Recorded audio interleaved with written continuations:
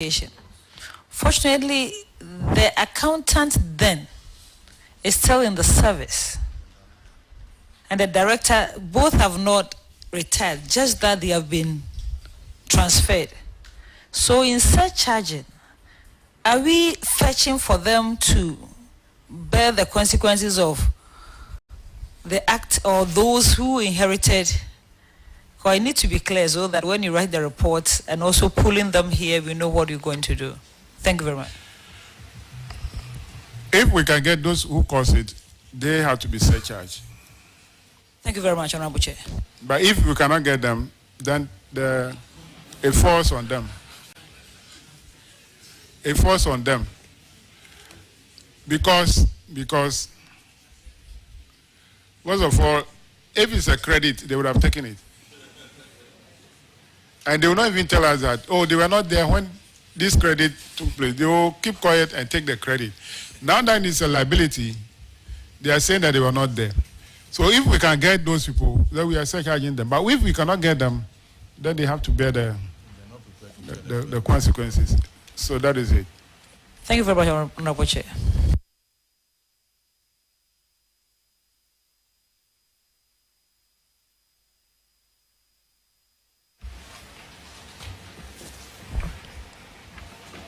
So that'll be all for Ayawaso North and then La Dade Kotopon.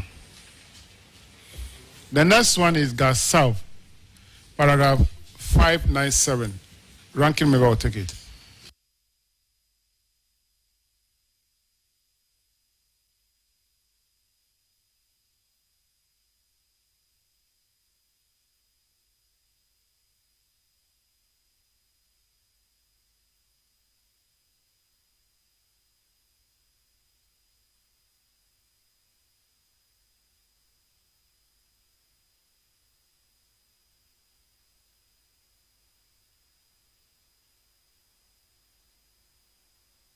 Kindly introduce yourself to the committee. I am Henry Ayetse, the Municipal Director of Education for Gas South. I'm Grace AJ, Accountant, Gas South.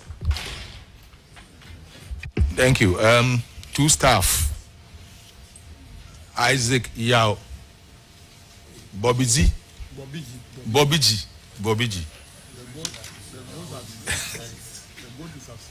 The goat is upset. And then Joyce D.A. Bakum.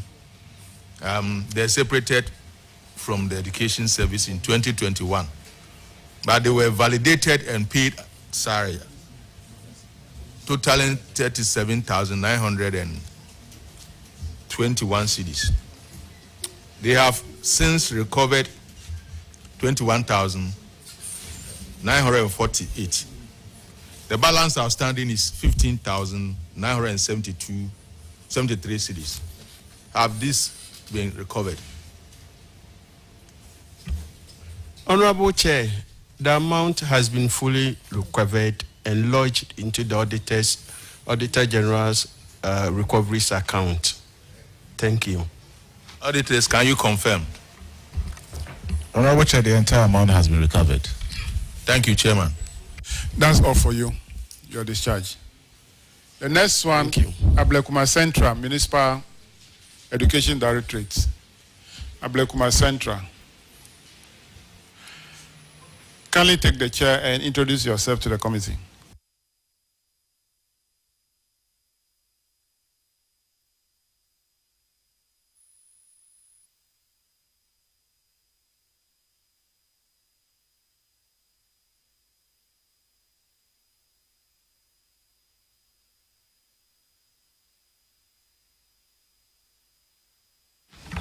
Kindly introduce yourself. Please, Emilia Safo, HR, Ablekuma Central Education Directorate, representing my director. She is indisposed. Please, my name is Matilda Ifa, Municipal Accountant for Ablekuma Central Education Office. All right, you're welcome. Honorable Roxanne will take it. Chairman, thank you very much. HR Director, you are welcome. Happy New Year. Now, the case of the auditors, Happy New Year. The case of the auditors against you is that 2 of your staff members earn salaries that they were not supposed to earn. And you being the HR, that's why I first said Happy New Year. The recommendation of the auditors is that we should recover the said amount at the Bank of Ghana prevailing rates. So I won't belabor the point. What's the status? Honorable Chair, please, I'll speak to the issue. Management has retrieved the full amount of 16,966.65 pesos and paid same into the Auditor General's recovery account at the Bank of Ghana. Excellent. How much interest rate did you slap on that recovery? Because they were very specific. Yeah.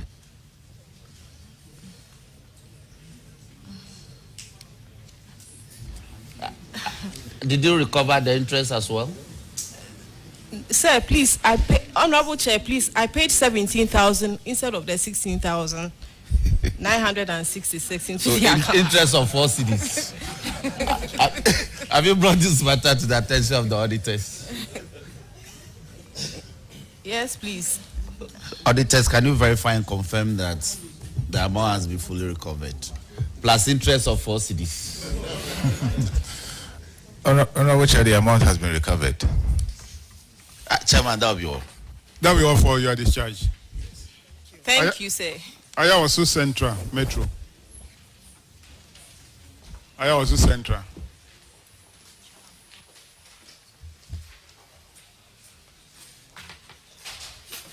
Well, when you are discharged and you don't have any business here again, you can excuse her because there are people who are still standing outside, so that they can also have a place to sit. We are not sacking you, but that's the situation we face ourselves. Thank you. Ayawaso Central, kindly introduce yourself to the committee. I'm Augustus Uswa Jimfra, Municipal Director for Education, Ayawaso Central. I'm Ben Tamanja Mai, Municipal Accountant, Ayawaso Central Education Office. All right, Honorable Bawa will take it. Thank you, Mr. Chairman, and welcome, Ayawaso Central. Thank you. The auditors in the examination of your payment vouchers found out that 6 payment vouchers totaling 27,941 Ghana cedis for various activities for the period ranging between January 2020 to May 2022. 2 years. You couldn't support this payment with the relevant documents.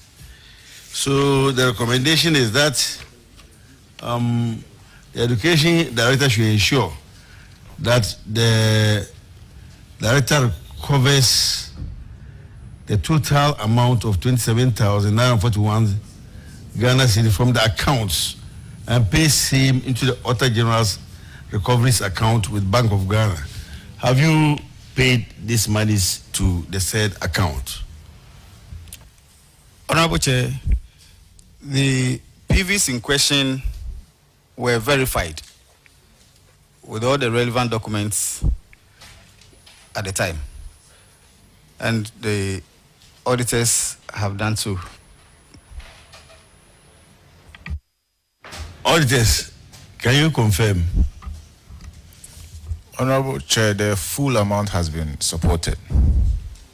Mr. Chairman, that will be all for me. That's all for you, your discharge. Thank you. No, there is another one. I don't know whether it's still for you. So, you are not discharged. I've withdrawn the directive of discharge. I've withdrawn it. The next one is the unutilization of the MP's fund 300,000 Ghana cedis. So the MP was informed about the receipt of 300,000 by the Ghana Education Get Fund, from Get Fund and the Disassembly Common Fund. But I'm wondering why the Assembly Common Fund was paid to the Ghana Education Directorates.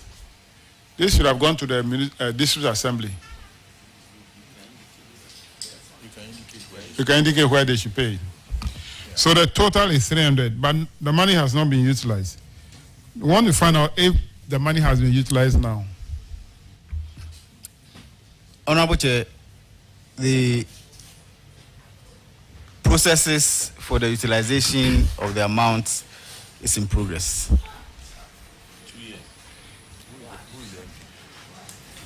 The regional minister. So, which stage have you reached? Which stage, the process, which stage have you reached?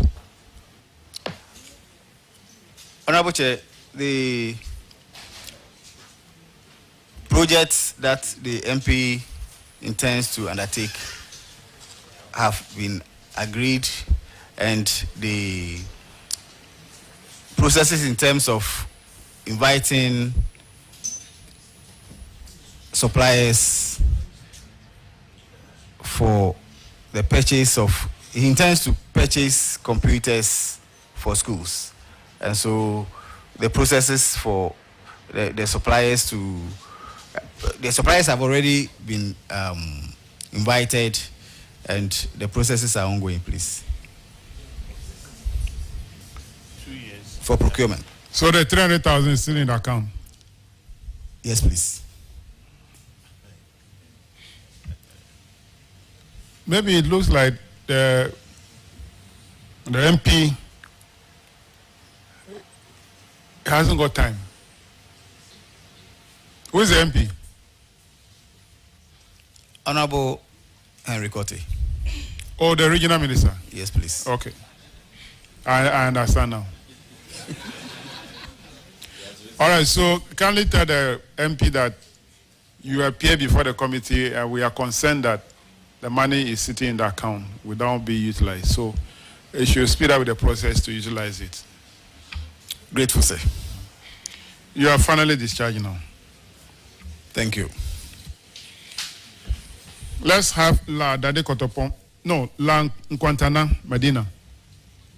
La Nkwantana Medina.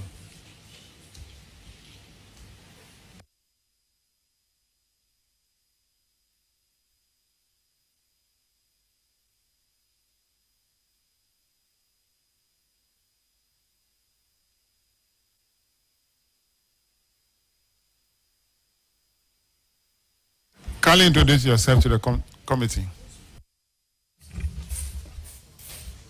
My name is King Ejay Apia, Director of Lankwantanan Municipal Education Directorate. Thank you.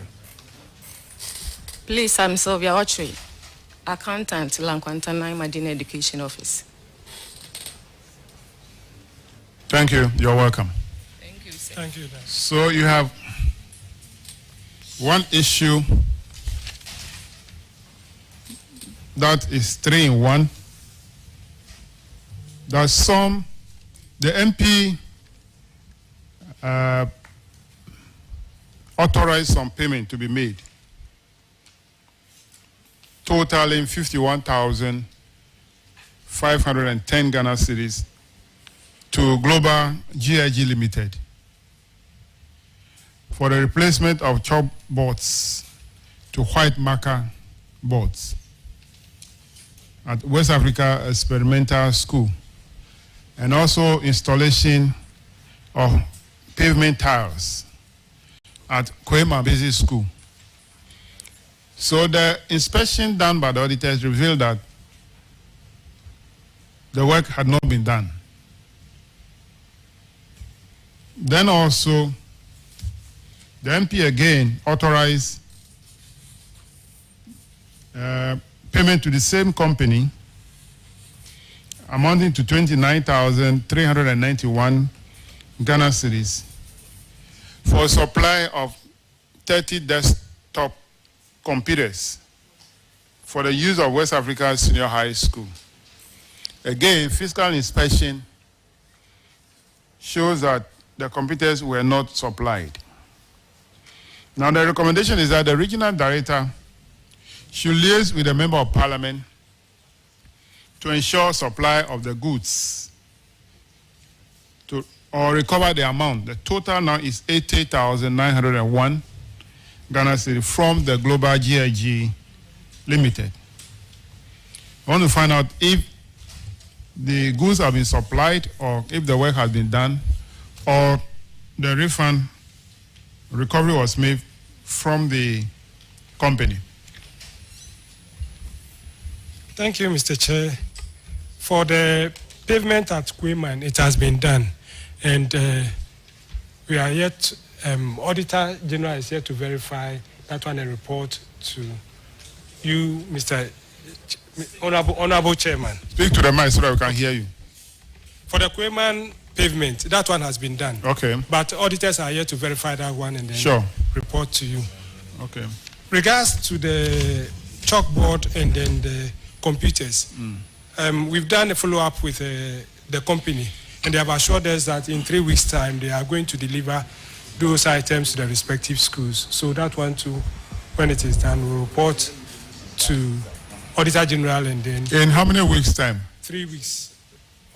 Honorable Chair. So they will do the chalkboard and then also supply the computers? Yes, my Honorable.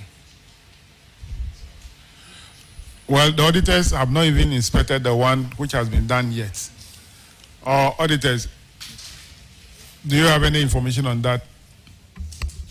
Honorable Chair, no.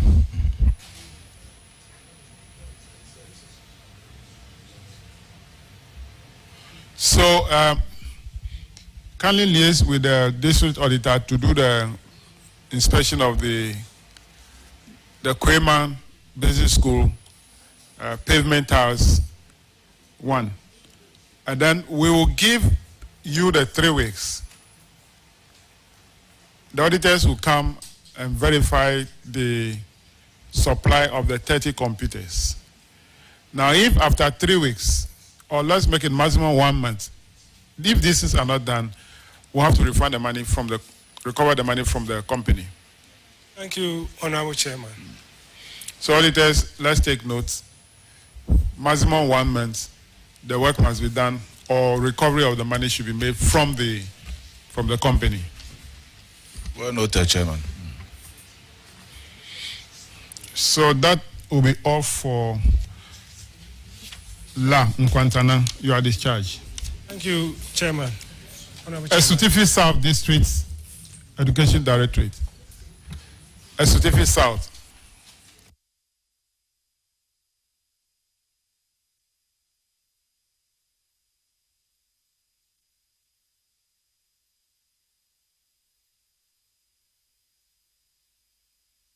Kindly introduce yourself to the committee. I'm Anthony Nimako, District Director, Esutefi South. I'm Adunkra Alfred, Accountant, Esutefi South. Thank you. You're welcome. Thank you, sir. Honorable Kofi Adams, paragraph 611. Thank you very much, Chairman. Mr. Anthony Nimaku, it may not be you, but the District Education Director of your district made payment to the tune of 60,928, of which you could only account appropriately for 47,557, leaving a total of 13,371 unaccounted. The Regional Director of Education, I don't know if you are here, you are to ensure recovery of these 13,371 from the District Director and the Accountant, and pay same to the Auditor General's recoveries account. Have you done so? Thank you. Please, we haven't done so, but we have other supporting documents which we did submit to the Auditor General. Auditor General, the supporting documents that were not provided you during audit, I'm told they have found them and given to you later. Have you checked them and are you okay with it? Honorable Chair, the payment has been accounted for. Chairman, payment accounted for. Thank you very much. That'll be all for Certificate South. You are discharged. Let's have a human wabieja. Human wabieja.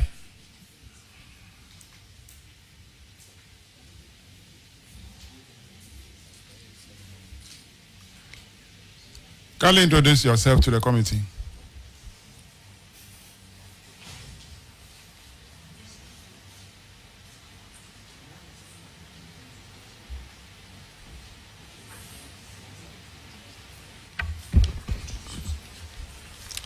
Francis Agbi, Deputy Director. Achumanwa Biaja Municipal.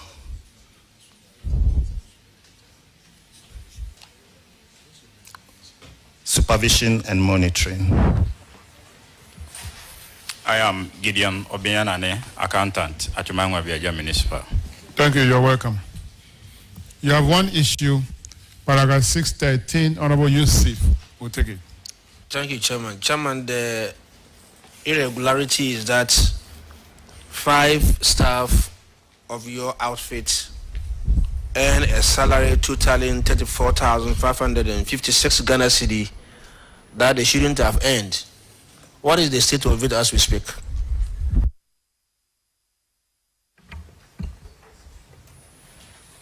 As of today, 4 out of the 5 teachers, the unearned salaries from 4 out of 5 teachers have fully been recovered. 3 out of 5, sorry. Partial payments has also been done from 1 officer and 1 is outstanding. So who are those who have paid? Who are those who have paid partially, and which one is outstanding? Yao Mchi has paid in full. Cynthia Kisiwa Bona has paid in full. Rebecca Dia has also paid in full.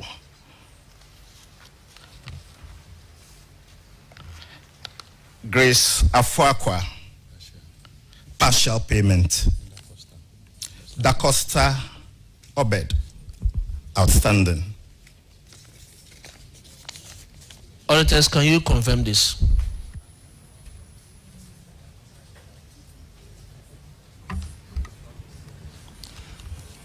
Honorable Chair, we can confirm a total recovery of 6,127. And this is coming from the various staff he has mentioned. He's saying that Yao Enchi has paid fully, Cynthia has paid fully, and Rebecca has also paid fully. However, Da Costa is outstanding, and then part payment, Grace.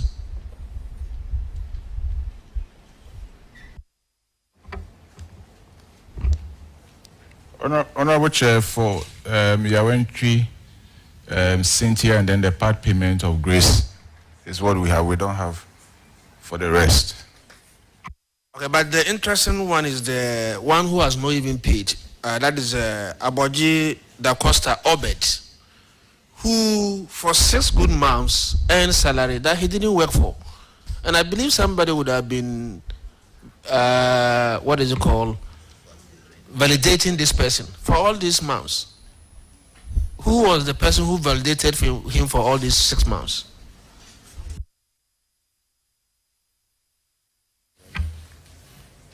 The head of school and the security supervisor, but the head of school is on pension. But the security supervisor is still working with GES. Yes, please.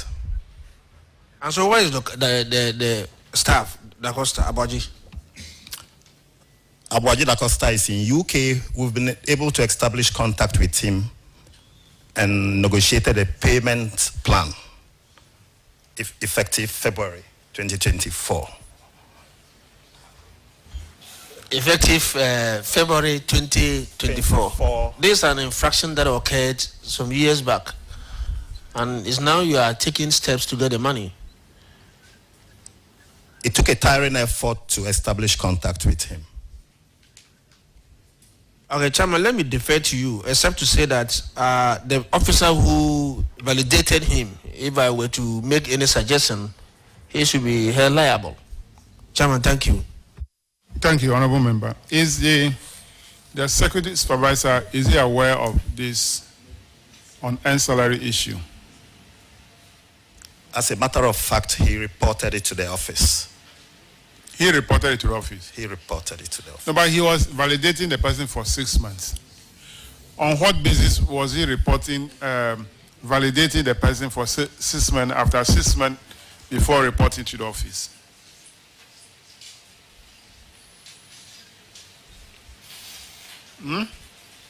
You validate somebody who didn't work for 6 good months. Now you are reporting to the office. What did you report to the office? That, oh, I've been validating this guy, but for the past 6 months, have not been seeing him or have not seen him. You didn't see the person for 6 months, yet you validated him. I think that person should also be held liable. It's something that they've agreed. So there was collusion. And he came to report so that you would think that he is not aware. You are validating somebody that was not at post. 6 good months. It has something to do with this. Now, the payment plan you have with Da Costa, effective February, can you share the details of that plan with us? Director, Deputy Director, what is the details of the plan? How much is he going to pay a month, or is he paying the entire amount in February? No, he's going to pay it in installments over a period of 6 months. Over a period of 6 months.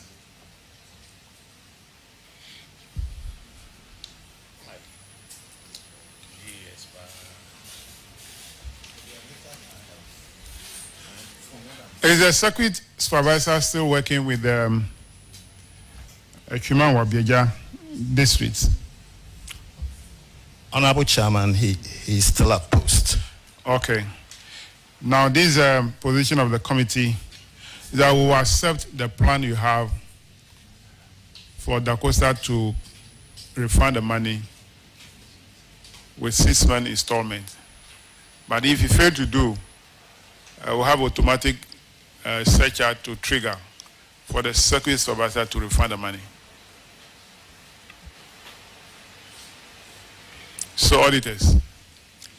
Thank you, Honorable Chair.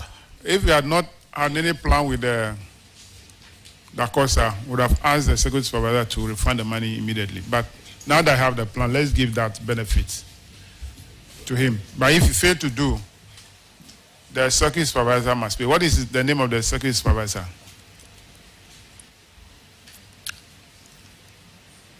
He's Edmond. Edward Owusu. Edward Educhum. Edward Educhum. Educhum. So, clerk, let's take note. Auditor, take note. Edward Educhum is the circuit supervisor for which circuit? Mensia Circuit, Achuma Wabieja Municipal. Mensia Circuit of Achuma Wabieja Municipal Assembly. Municipal Education Directorate. Municipal Education Directorate. Thank you. All right, so that'll be all for you, your discharge. Thank you, Honorable Chair. Let's have jobbing. Ghana Education Service, jobbing.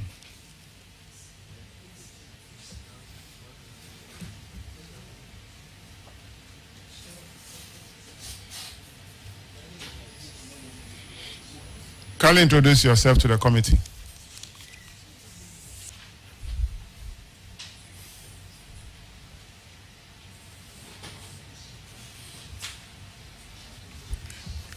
Thank you, Honorable Chair. I'm Phyllis Boateng, Municipal Director of Education, Dwaben, Ashanti. Honorable Chair, I'm Ebenezer Amponsa, Accountant, Dwaben Municipal Education Directorate. All right. Paragraph 615, Honorable Aka. Thank you very much, Chairman. 2 staff members were paid salaries which they never earned to the tune of 46,000 Ghana cedis. And they are supposed to refund this amount. Have they done so? My members are Angela Amwa and Elizabeth Adum.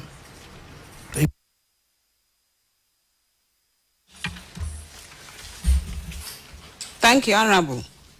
Since I took over 6 months ago, I came across this issue and I consulted the validators and we deal with the teachers. So far, we've been able to recover 6,362 from Angela, who died, left with 344 from the surviving family. And then Elizabeth Adom has paid 22,000, left with 29,338. Can you have any arrangement with them to pay the remaining balance? Yes, please. What is the arrangement, please? For Angela Amwa, by the end of February, the rest will be paid, and Elizabeth Adom, the head teacher who validated, has a plan of 6 months to recover the rest. All right, auditors, can you please confirm what they are saying? Honorable Chair, at the time of compiling the status report, the evidence of the recoveries they are indicating were not made available to us. So we don't have any evidence to that. Madam, do you have any evidence to that effect? Yes, please, Chair. We have evidence here for the receipts that they have paid. I mean, they were paid just yesterday. No, please. The dates are the different dates. All right. And some were paid yesterday, not all.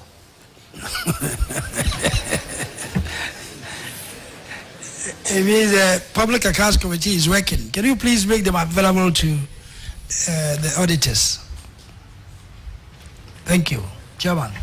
Yeah, okay. So let me capture the figure again.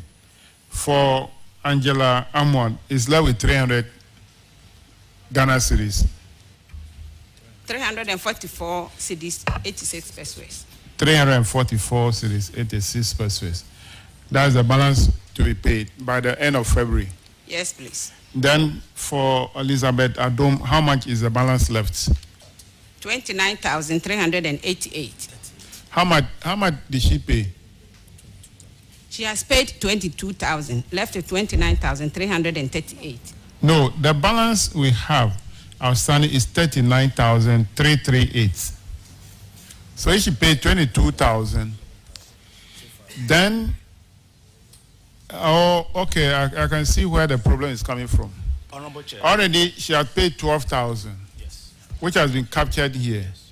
So she paid additional 10,000 to that. Yes. So if you take the 22,000 from the 51,338, you'll be having the 29,338. Is that the case? Yes, please. Yes. So it means that additional 10,000 have been paid. So leaving a balance of 29,338. All right. It's what, and what this will be paid within how many months? 6 months. Honorable Chair, 6 months. 6 months. That is a plan. Yes, please. You've entered into an agreement. Have you documented this? We are yet to. Because you can go back tomorrow and say, we have not agreed on that plan. Honorable Chair, the validator is here. I came with him. So how much is she going to pay in a month? Is it equal installment?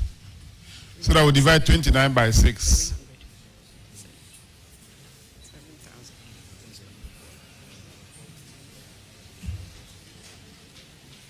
6,000 a month. 29, 30. 6,000 a month. If it's 6,000 a month, then it won't be up to 6 months. It will be around 5 months. 5,005. If it's 5,000 a month, then 6 months time it will be 30,000. So which will cover the 29. Means that the last month it will not be 5,000, it will be 4,000 something. Thank you, sir. So go and enter this agreement, put it into writing, let the office sign, let her or her representative also sign, so that tomorrow. Where is he getting the 6,000 from to be able to pay? You don't know the work the person is doing now. So it means that they know his current status to the extent that they are sure that he can pay the 6,000. Yes. So in that respect, then we should get him to pay everything and let them go and sort out their own problem. No, let's give them the 6 months. We have given somebody 6 months. Why don't you give him also? So 6 months. I said they should put into writing. Let them sign. If you fail, then we can use that one to get her.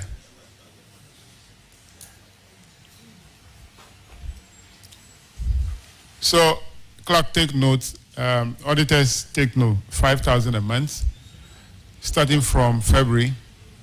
So, by July ending, we should recover the amount fully. All right, thank you very much. That is for Jobbing. You are discharged. Thank you, Honorable Chair. Let's have Achuma Mponuya.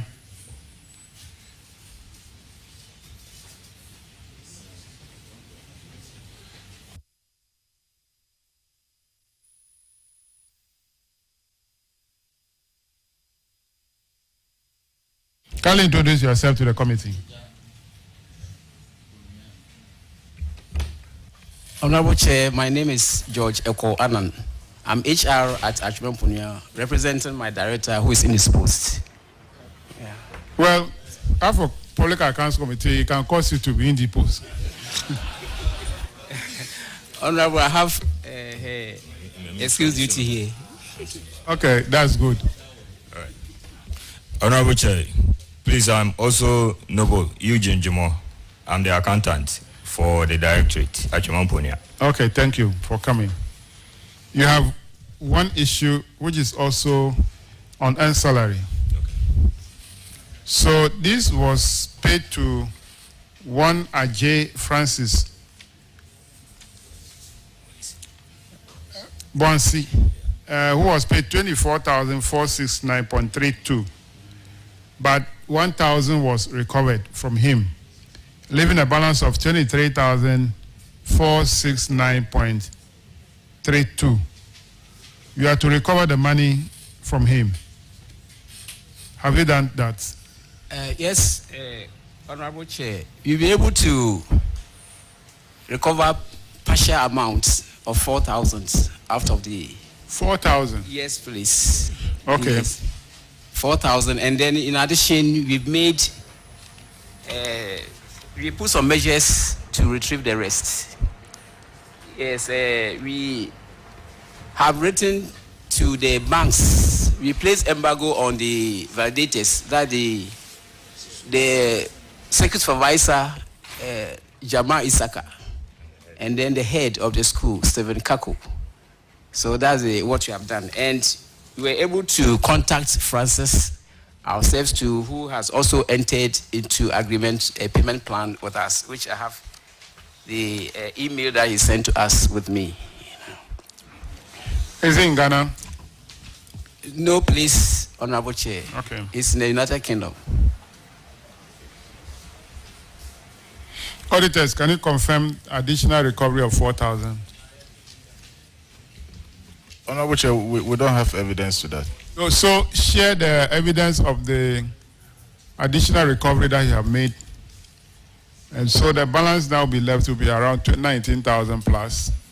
Yes, please. And then also share the payment plan that you have with him. How many months is he going to pay the balance? 10 months, Honorable Chair. 10 months. Yes, please. To pay the balance of 19,000 plus. So averagely 2,000 a month. Yes, please, Honorable Chair. Okay. And Honorable Chair, we've also reported the matter to the police, the district police service. Yes. To take action, which we have the extract here. Okay, furnish the auditors with those documents. That shows the effort you are making. But what is important that you have entered into a payment plan with him. So make sure that he honored that. Now, Thank you very after the 10 months, if he's not able to refund the money, you have to surcharge the validators. In this case, the head of the school and the circuit supervisor, just like we did in the earlier one. So that also another automatic trigger of the surcharge. Thank you very much, Honorable Chair. So furnish the auditor before you leave. All right, you are discharged. Thank you, Honorable. Let's have District Education Office, Akumadan. Akumadan.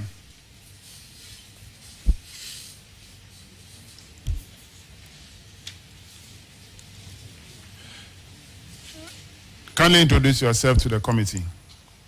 And Honorable Ajay Watson will take it. Please, I'm Martin Adufojo, the District Director of Education, Offense North District. I'm Rexford Dakun, Accountant, Offense North District. Well, thank you, Mr. Chairman. Akumadan, you also have a case of unearned salaries amounting to 30,270. And this one relates to Nanaya Jamra Amoako. In his case, 24,148 was paid to him. The next one is Benjamin Frimpong, 4,326.63. And then Osei Bright, 1,794. What can you tell us now? Have we been able to recover these monies from the three staff? Thank you, Chairman. We've been able to recover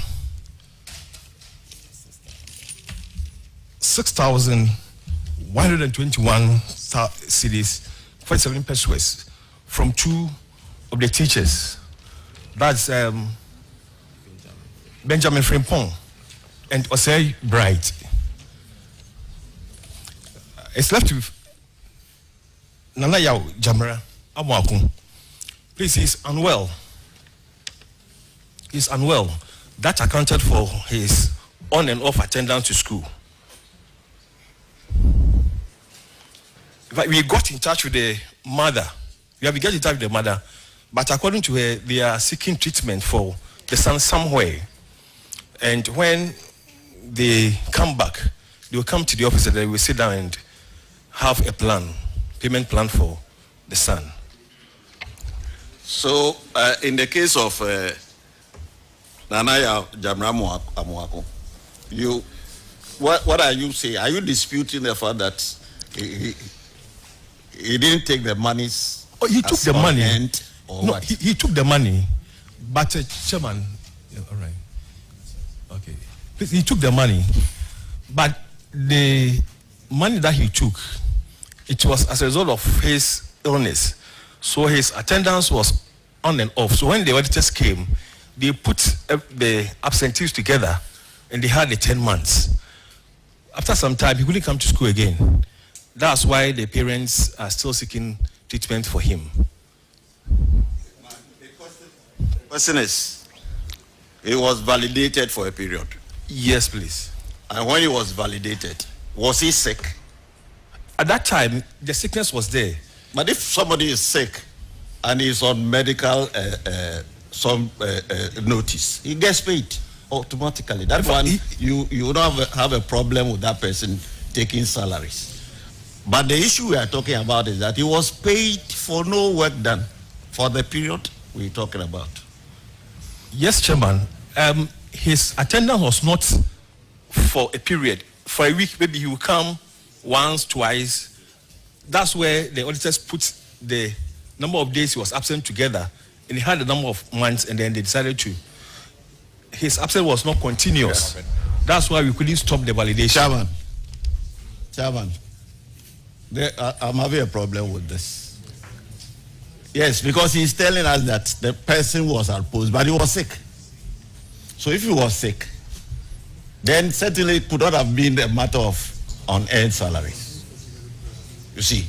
So they have to come again and tell us what really the issue is. All right, Director, is yes, Chairman. Nana Yao Jamra Amwaku, is he still a staff or an employee of Ghana Education Service? No, please, Chairman. No, please. Why? Why is he not my staff? At a point, he was not coming to school at all. So his validation was stopped. He okay, yes, please come in. All right. Probably not. Director General. Honorable Chair, if I may, from the account of our district director, clearly, I think we have a different case other than unearned salary. I would like to seek leave of this House, Honorable Chair, to take charge of this matter, get into it, and establish what really is the current status and report back, if Honorable Chair will grant me this leave.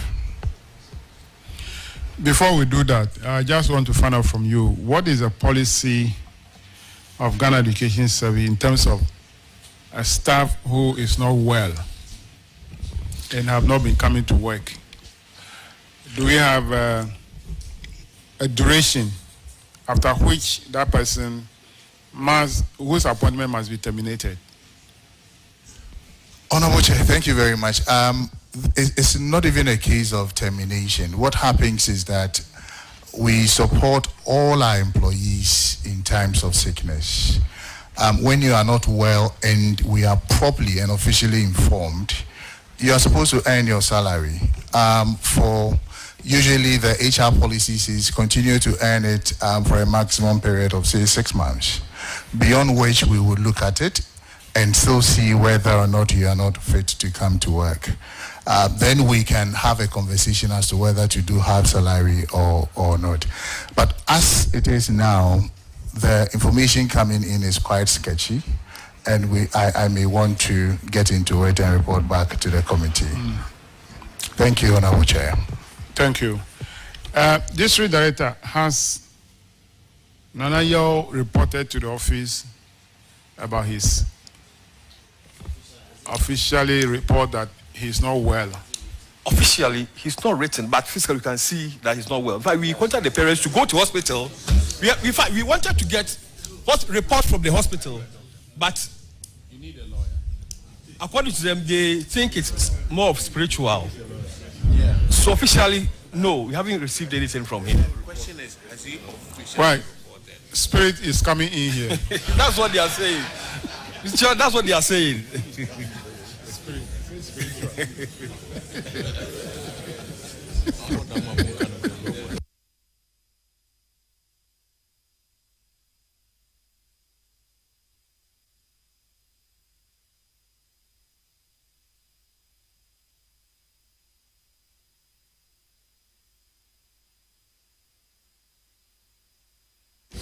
Director General, how long do you want to go into this matter so that we can flag it and then give us your finding before we take a decision? Honorable Chair, if I can get 4 weeks to complete this and revert, I will appreciate. 4 weeks is quite long. because we're writing our reports. So 3 weeks. Fair. 2 weeks. I appreciate that, Honorable Chair. All right. So auditors, those payments which are the recoveries for in respect of the two others, do you have any information on those ones? Yes, Honorable Chair. An amount of 6,121 has been recovered from the two staff. Okay. Thank you, Chairman. all right. So Akumadan, you are discharged. Let's have Ofinso Municipal Education Office. Ofinso.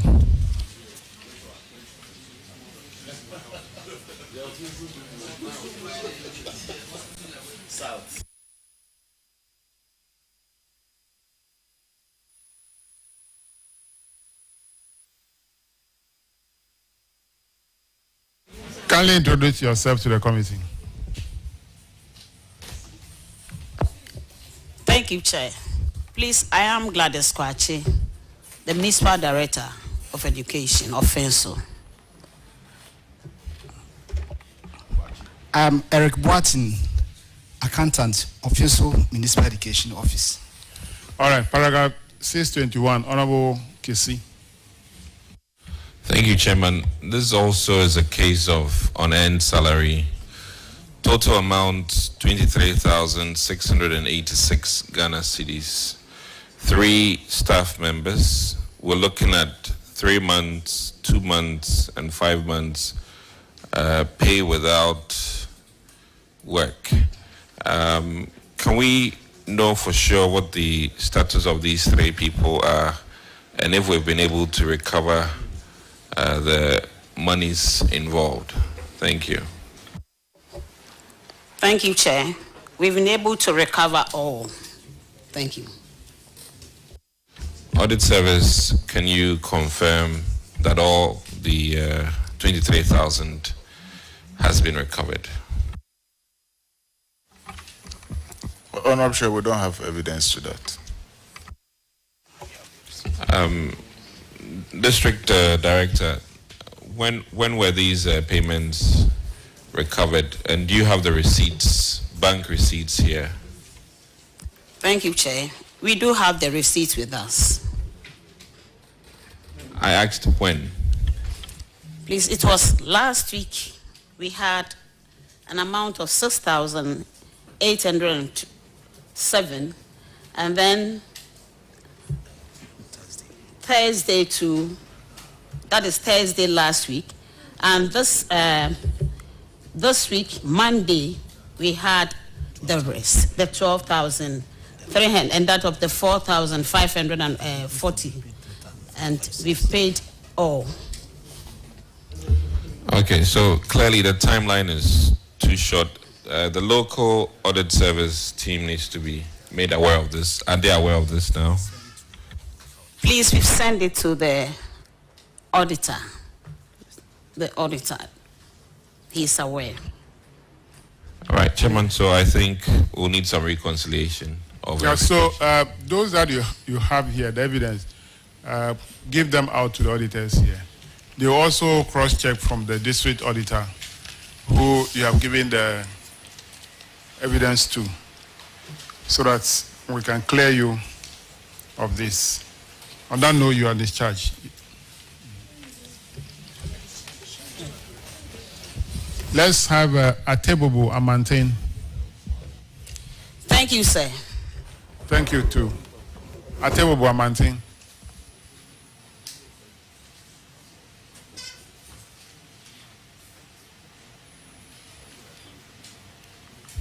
Kindly introduce yourself to the committee.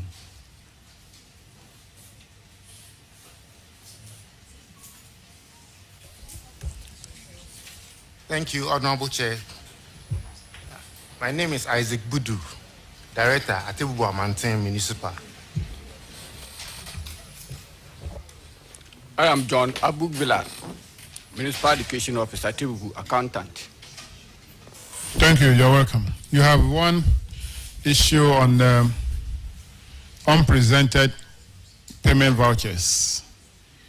You made payment on 5 occasions through 5 PVs, totaling 15,600 Ghana cedis, without submitting the PVs to the auditors for verification. The auditors have recommended that in the absence of payment vouchers, the recovery of the money should be made from the regional director, from the district director and accountants.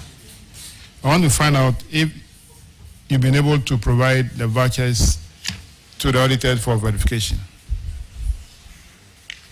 Thank you, Honorable Chair. I think we've already submitted the PVs and has been cleared. Thank you. Auditors, can you confirm? Honorable Chair, confirmed. So, Atebubu Amantin, you are discharged. Let's have Ghana Education Service, Wamfie.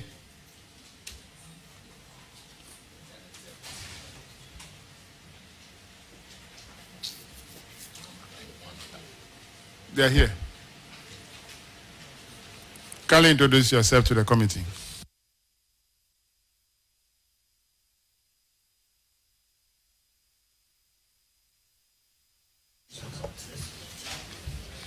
Honorable Chair, members of Parliament, directors present. I'm Philip Adom Danso. Doma is District Director. Honorable Chair, I'm Bernardo Pamponsa, District Accountant. Thank you very much. You're welcome. Paragraph 626. Honorable Sophia will take it. Wamfie, you are welcome. Thank you, Madam. Paragraph 626 also has to do with on-end salary. And we have one Mr. Asamoah Ntokwame, who passed on the 1st of April 2022. And he earned his salary at the end of the month, and then earned his salary again June 2022. The auditors are saying that you recover the money. Have you recovered the money? Honorable Chair, thank you so much. Like Retro put it, Kwame Asamoah Nto was my accountant. He passed on. But unfortunately, the validator validated him for 3 consecutive months, for which we declared this on end salary. So the bank was duly informed, and it was realized that he took a loan from GCB Kintampo.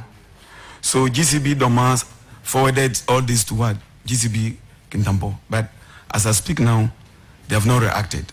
So per the audit report, we decided to meet with the family members. So we met the family members in the absence of the family head. So we promised that hopefully in a week's time, that is February, he will be available, and then we sit down with them and know how best we can recover the money. Thank you. I think I heard you saying we promised. Is it you who promised, or is the family who promised? They promised. Okay, Chairman, I think I'll give this one to you too. Chairman, thank you very much. DG, I see that you are most unhappy. And let me ask this, because the on-end salary scenario is becoming too much. So let me ask you, what is the nature of the validation? How is it done?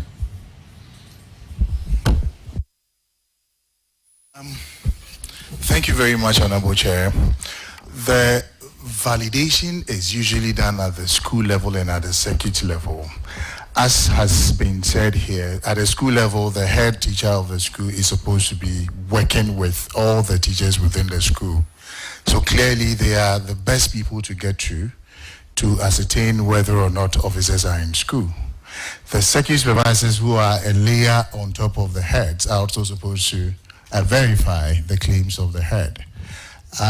In terms of unit, I think that is the minutest unit we can go, because you do it at the school level, at the circuit level, with the oversight responsibilities of the district. So that is how it's done. What's the nature of the validation? That's what we want to understand. How do you certify that a teacher has been available and taught for 30 days, so he should earn his wage for the month? How is that done? Honorable Chair, I don't understand this question, Okay. please. What is the nature of the validation? What do you do? I have been available for 30 days and done my work as a teacher. How do you validate that for purposes of earning my salary? Do you do head count? As I indicated at the school level, I was just trying to make you understand that at the school level, the head is supposed to, first of all, check the attendance book to see whether or not individuals have actually come to work. But to give you much details on that, we have our chief internal auditor who has been auditing this process. I'm sure maybe he can speak to this better than myself. So he's here. He's going to do that. Thank you, Honorable Chair. Thank you, Honorable Chair. As the Director General said, at the school level, there's a attendance register which every teacher is supposed to enter at the time he comes to school, and when he's leaving, he's supposed to sign off. So as head of school, you're supposed to, at the end of the month, check if the teacher has been attending school, and then the head teacher is the one who also checks whether the teacher goes to class or not, and exercise and everything.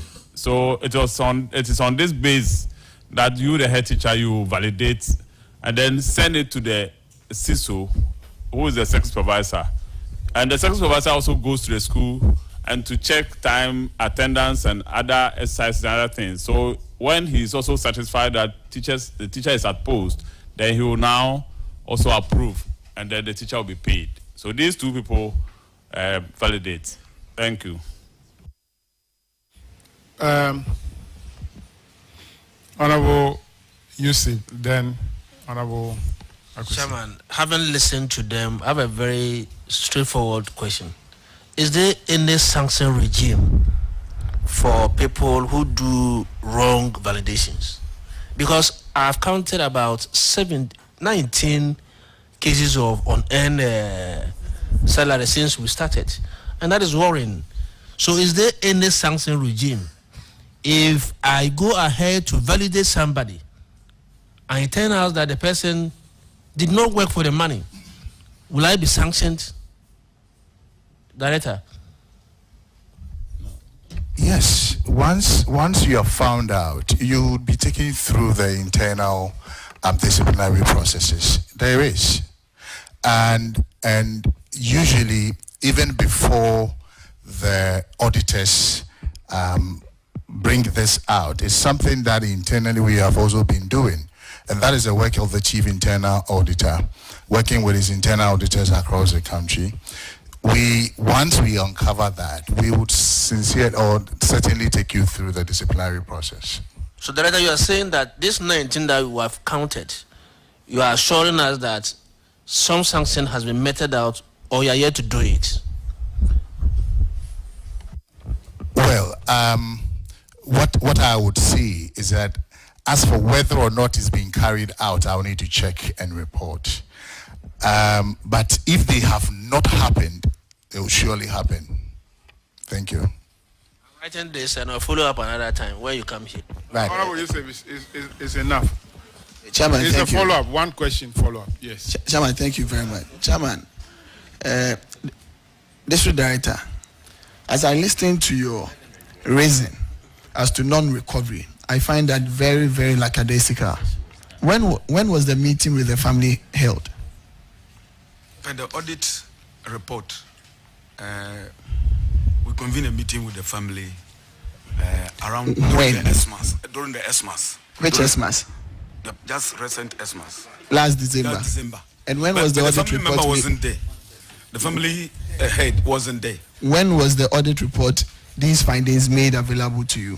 Thank you, sir. Mr. Chair, all efforts were made to be able to retrieve. When was the audit report, the findings made available to you? We are looking at June, when this incident happened in 2022. We have 2023, 12 months. Okay, we met the family member just...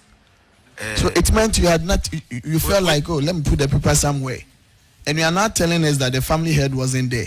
So that means that you never even had a meeting. What is the role of the family head in this matter? Your own accountant died in your office. and as a validator, you are the head of the district. Your accountant is dead, and you could not know that your accountant is dead for you to stop the salary for 3 months. And I'm saying you only met the family without the head just this December, because you knew the invitation was given to you in December to come. So you come to tell us that, oh, we've met them and they said another week. In December, today is the 31st or the 30th. Thank you, Mr. Chair. I think when he died, the bank was duly informed. Mr. District Director, then two, you are not doing your job. I informed the regional director, and then he appointed a new accountant for me. He's the one sitting by me. So all the signatories were what? Were made new signatories. This has nothing to do with what we are discussing. Honorable members, Mr. Chair,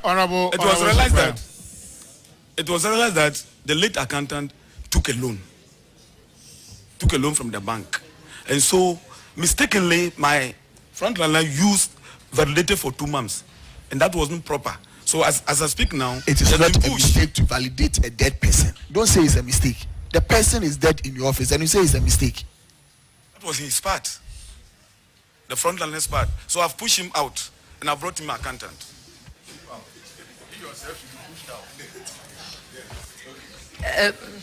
Sophia. Thank you, Chairman. Chairman, I would like to find out from the director. The recommendation also stated that you should take the money back with interest. My friend, So did you discuss it with the family members that it was going to be paid with interest? It's part of the recommendation from the auditors. Thank you, Mr. Chair. We have done so. So we are praying that the leader will come, and then we look at a plan, a possible plan. See how you can recoup it. Possible plan in paying, or they will pay all at once. You are now going to sit and plan. Give a payment plan. Is that what you mean? We have already discussed it with the cross-section of the family members. So you promise by February you are going to finish paying the money? Hopefully. Chairman. Honorable Isaac. Thank you, Chairman. Chairman, I want to find out from the Director General, do you have any plans to review the validation process? Because it appears, the current system is not working. Thank you, Honorable Chair. This process is actually put in place by the Controller and Accountant General. From what we are picking, and obviously from time to time we review some of these processes with them. So with what we are seeing, we would surely pick up a conversation with them and see what can be done to improve the process. But it is not something that is managed by us. It's managed by Controller and Accountant General. Thank you, Honorable Chair.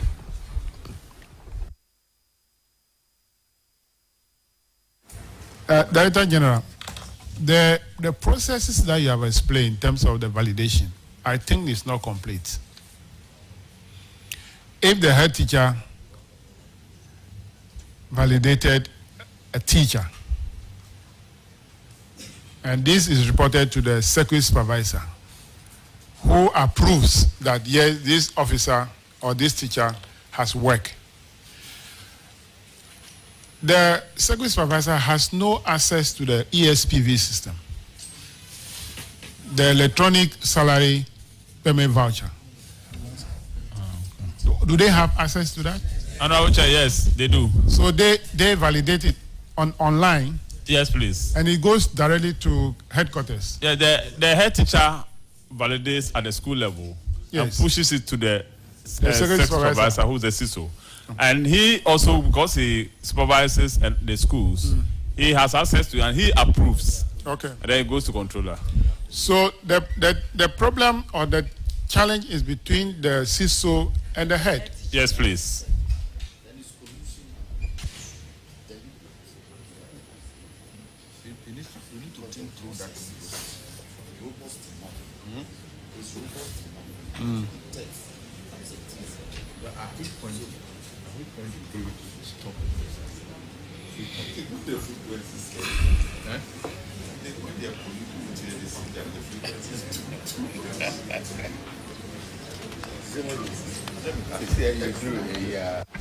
Director General, I want some clarification. In the whole validation process, at which point do you stop the salary? And what will trigger stopping the salary? Honorable Chair, if the head teacher knows that the teacher is not at post, the head teacher will validate, will state unknown or vacation of post, and then he will push to the second supervisor. Even if the head teacher validates that the teacher is at post, but the second supervisor knows that the teacher is not at post, then the second supervisor, who is the approving officer, can declare the person vacation of post or unknown, and the teacher will not be paid. So the head teacher can stop the salary. The CISO or the second supervisor can also stop it. And this validation is done every month? Yes, please. Every month before salaries are paid. So it means that if somebody is not at post, the longest period that he will be paid for, if you like, wrongful validation is 1 month. Yes, please. So yes, why do we have 6 months, 8 months? How does it happen? It means the validation system is not working. The Honorable Chair, the head teacher and the second supervisor who validate, or if it is the district office, those two people who validate, I know, be able but to I'm answer. saying that the system is not working. Because technically, there should not be anybody who has earned an earned salary of more than, if you like, 2 months. If you want to give room for that. Not more than 2 months, if the system is working. But it has to take the auditors to come and see that this person is not being at post for 1 year and he's being paid. You have to, I think that the Director General, you have to think through this validation system and see if you can improve it. Because clearly it is not working. Thank you. So I think that there must Noted, be a third layer that should supervise both the secretary supervisor and the head teacher. There must be a senior person that should do to review whatever the secretary supervisor is approving. Because assuming I'm a teacher and the secretary supervisor is my very good friend, even if the head teacher did not validate me and I speak with my secretary supervisor, he can approve me because he has access to the ESPV. And to go, I'll be paid. So there must be a way, a third layer that should supervise or review the work of the secretary supervisors. We'll take a cue from that, Honorable Chair.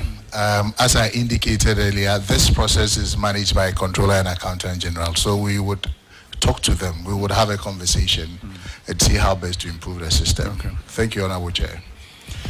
All right, so according to the District Director, they'll be meeting next month, February. Hopefully. You have changed it to hopefully. You gave us a very high hope. Now you want to discourage us. You said next month, which is tomorrow. February start from tomorrow. Now you are saying hopefully. Now tell us, when are you going to hold that meeting with the family?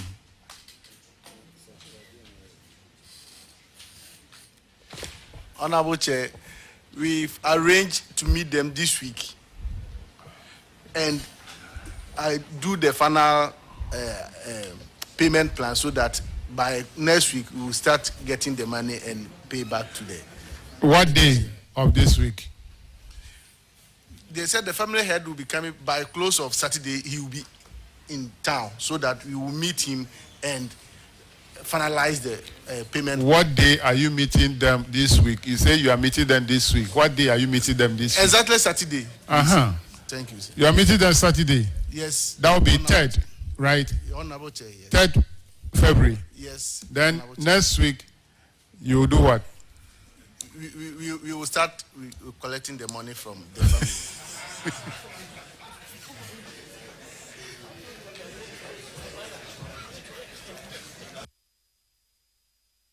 So, what number of weeks do you think we should give you to recover the money? 2 weeks.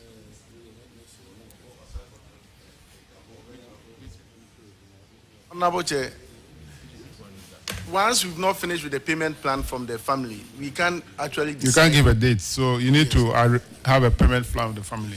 So we are giving you 2 weeks to report to the Auditor General, the District Auditor, the plan you have agreed on with the family for the refund of the money. Okay? Thank you, Honorable Chair. All right. So you are discharged. Thank you. Let's have Nkran Kwanta.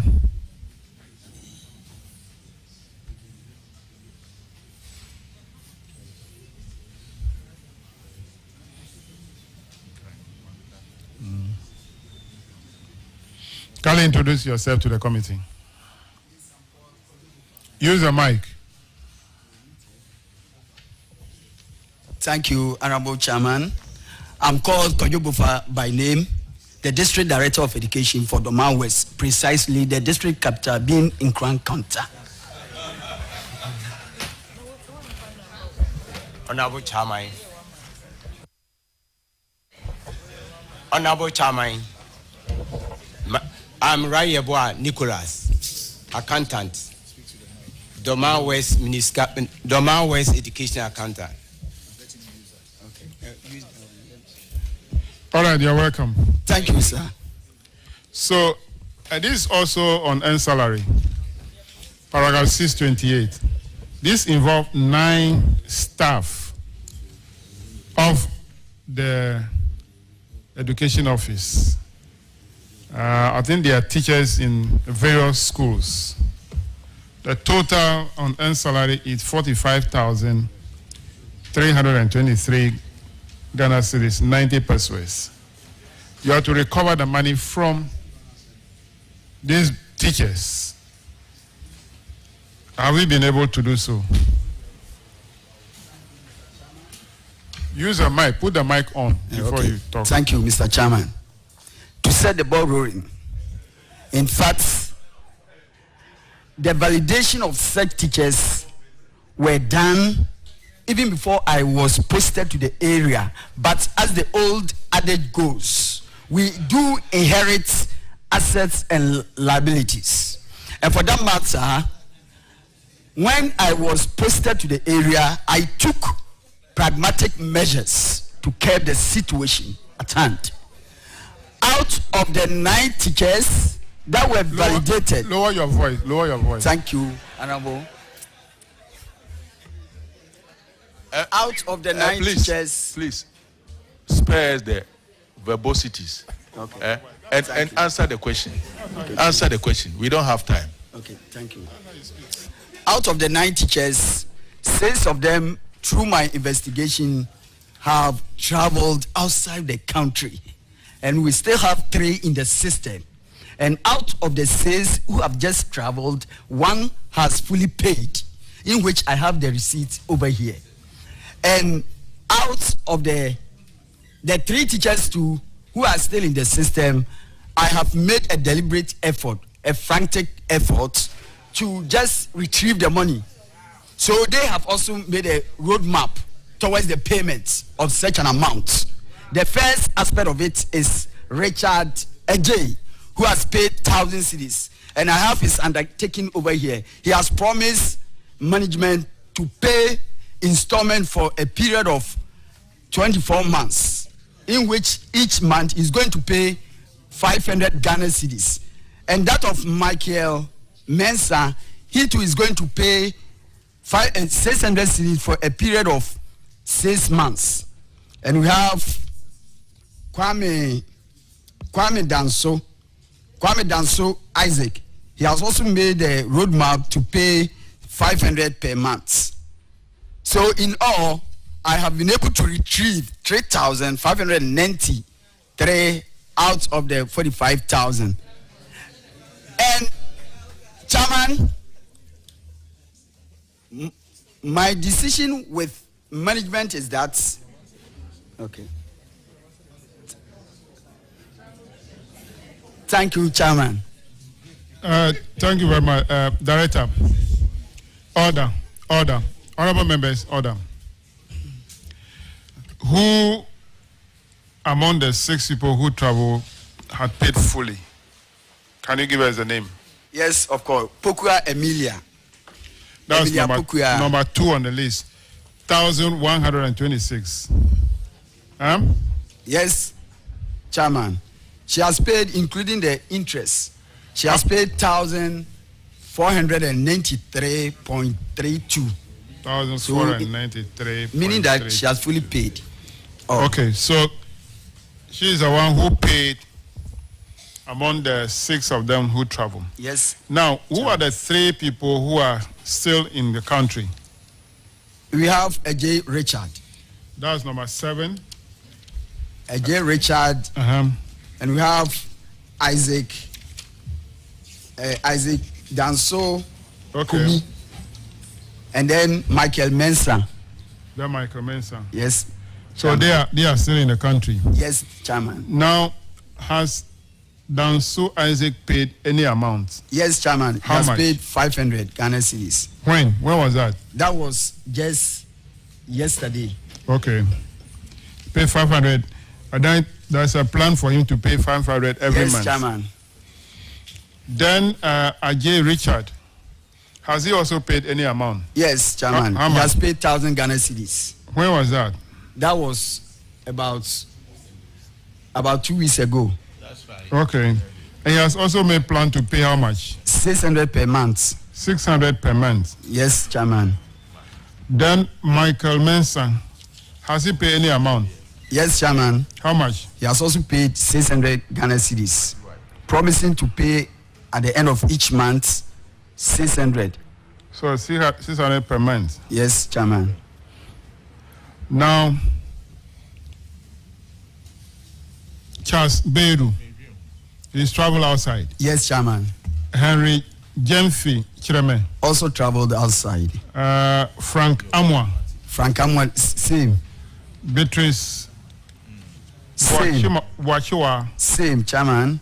And then Barbara Asante. Same. Also traveled outside the country. Now, how are you going to retrieve this money from them? So, from these people? Yeah, I met management. And then what we decided was that we are going to liaise with SNET so as to defray the costs from their pension gratuity. So that Pension gratuity. Yes, Chairman. What is pension gratuity? That's what they will get at the end of their pension time. I believe they've already contributed. Once they are contributors and they've left the country, I believe when we should contact SNET, something good, something better will come out of it. So we will discuss it with them. So if it take 20 years for the person to go on pension, we'll wait for 20 years before we take the money from him. No, it depends upon the way manner probably the negotiation. No, I say if. I'm using the conditional verb that if it will take 20 years for the one person or any of them to go on retirement, it means that we have to wait until that time. No, Chairman. Even that one, to qualify, you must do a minimum of 20 years. That's 240 months to qualify for pension. So pension with that will not have any hope or success from that. Don't you have the families of these people? Have you contacted the families? We've done so. What is the outcome? In fact, they even gave us their contact numbers. But I believe strongly that when you call, it goes to a different distance. It's not all that going. At times, it will not go. Did you go back to the family and said, the contact you gave me is not going through? It's not going to the right person. Did you go back to inform them about that? Yeah, we've informed them about that. Are you speaking the truth?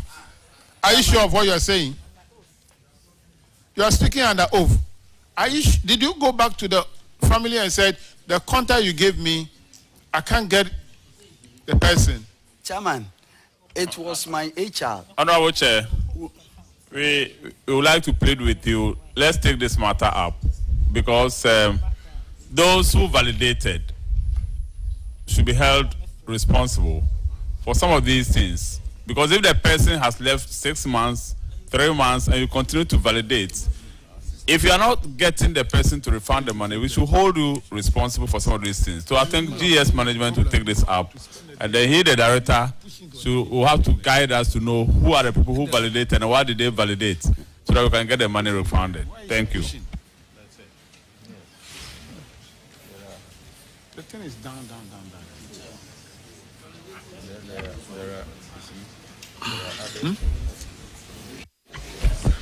Chairman, DG, DG has gotten up. Honorable Minister, I think from the kinds of things we are hearing, there appears to be a collusion within the verification process.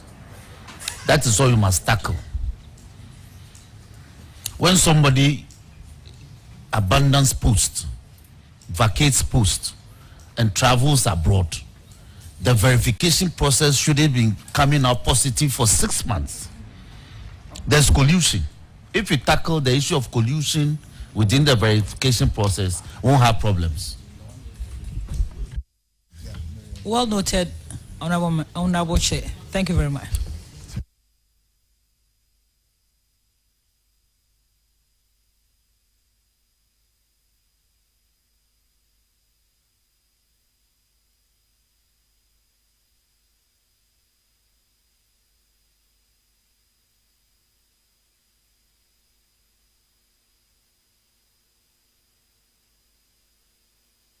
All right, we have to flag this one too, as said by the director. We need to get details of this. So you are discharged, but on condition that we'll revisit the issue again. Thank you, Mr. Chairman. Let's have Mpoho.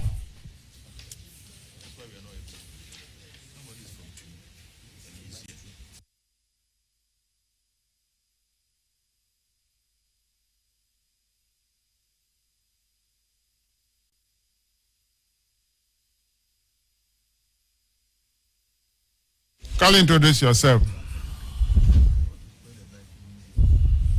Honorable Chair, I am Isaac Opuku Inkum, Mpoho, District Director of Education. I am Obin Pechu, Mpoho Accountant.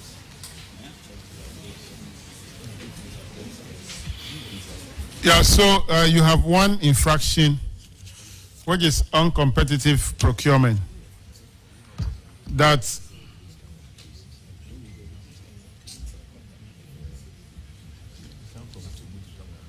three payments were made from the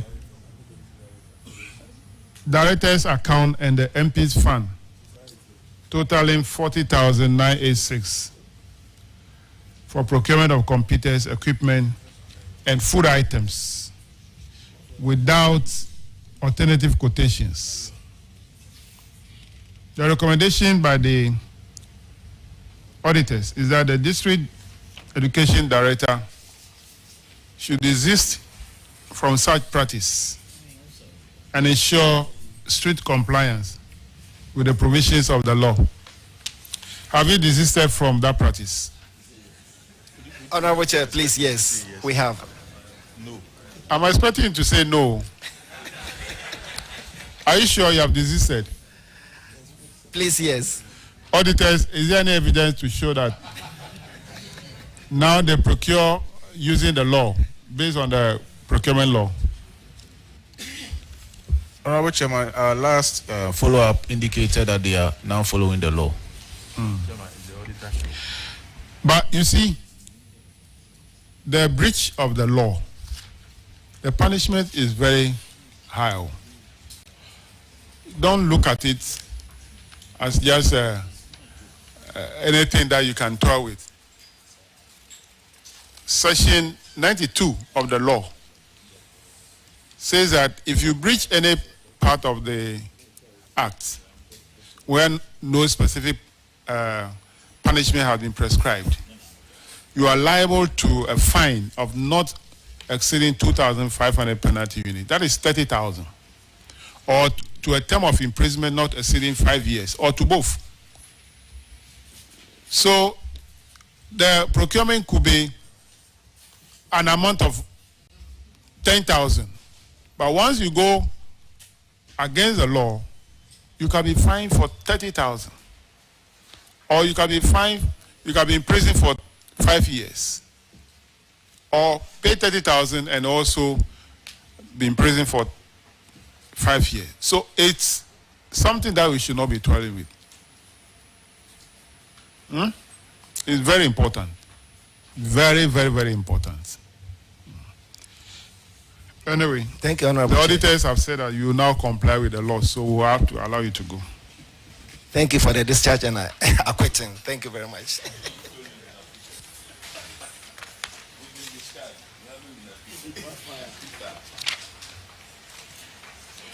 Let's have half a sini.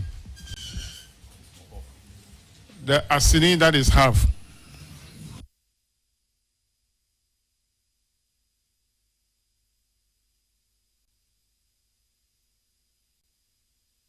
Can you introduce yourself to the committee? I'm Edith Mary Hagan, Director for Jomoro Municipal Education Office. I'm Moses Ashagbo, Municipal Accountant.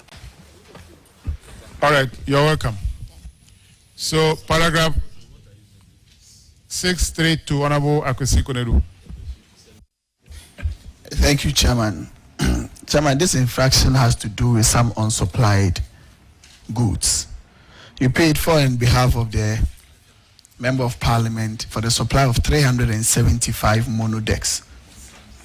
That amounted to 75,000 Ghana cedis, out of which 150 were supplied, with 225 of these monodecks not supplied, to the tune of 45,000 Ghana cedis. What is the status of this transaction? Thank you, Honorable Chair.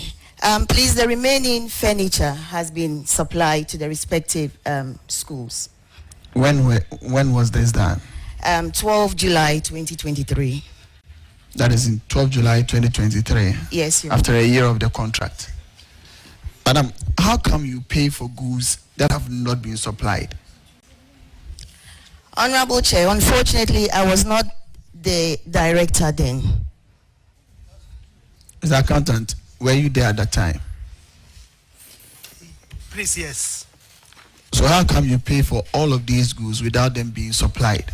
Because I know that service and goods must be executed before payment is done. In fact, the contract was in two phases. The first one was done and we paid. And the second one, the MP appealed to us they started and they appealed to us to pay the money so that the goods will be... Has evidence of these supplies to the schools been made to the auditors? Please, yes. Auditors, can you please confirm whether these 225 monodecks has been supplied to the schools? Honorable Chair, all the monodecks have been supplied. Thank you, Chairman. All right, thank you. That'll be all for half a city. You are discharged. Thank you. Let's have Adesu. Adesu.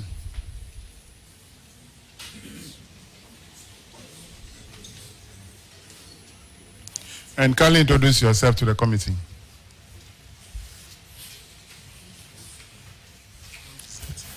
Mr. Chairman, apologies from my district director. He's indisposed and bereaved at the same time. My name is Emmanuel Latemingo, district PR. Isaac Atta, district accountant, Upper West Hakim. All right, thank you very much. You're welcome. Paragraph 635, Honorable Isaac Opoku. Thank you, Chairman. Chairman, 635 is unsupported payments. And 12 payment vouchers were not supported with the relevant documents. The amount involved is 98,606 Ghana cedis. Honorable member, look at Adesu. It's the first one. 2 PVs. training conferences, engagement workshop. Oh, okay, all right. Yeah. So it's only 2 PVs, and the amount is 3,642. What is the situation now? Mr. Chair, please, I'll let my accountant. Thank you, Honorable Chair. It has been verified by auditors. Auditors, are you able to confirm? Honorable Chair, we cannot confirm that. Do you have the documents available now? Mr. Chairman, yes, please. Will you want to make them available today? Yes, Mr. Chairman. Chairman, I think we are good to go. Okay, your next one is on unremitted remitted withholding taxes. For Adesu, you have not remitted 4,629 Ghana cedis, 41 pesos. Have you been able to do so? Thank you, Honorable Chair. It's paid, and the receipts are here for your verification. Auditors, do you have that? Honorable Chair, we are here to cite evidence. You are here for that. to cite. So, kindly give your evidence you have to the auditors to clear you. Thank you, Mr. Chairman. So, you are discharged based on clearance from the auditors. Thank you, Mr. Chairman. All right. Let's have Suhum. Suhum.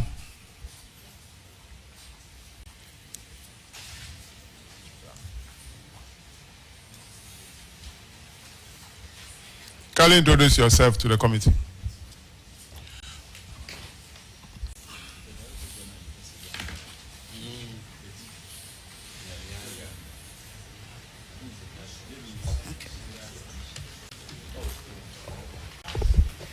I am Angelina Abba Osei-Bonsu, Municipal Director of Education, Suhum. I'm Mavis Amoyal, Municipal Accountant, Suhum. I'm Michael Kwesi Champo, an accounts officer, Suhum.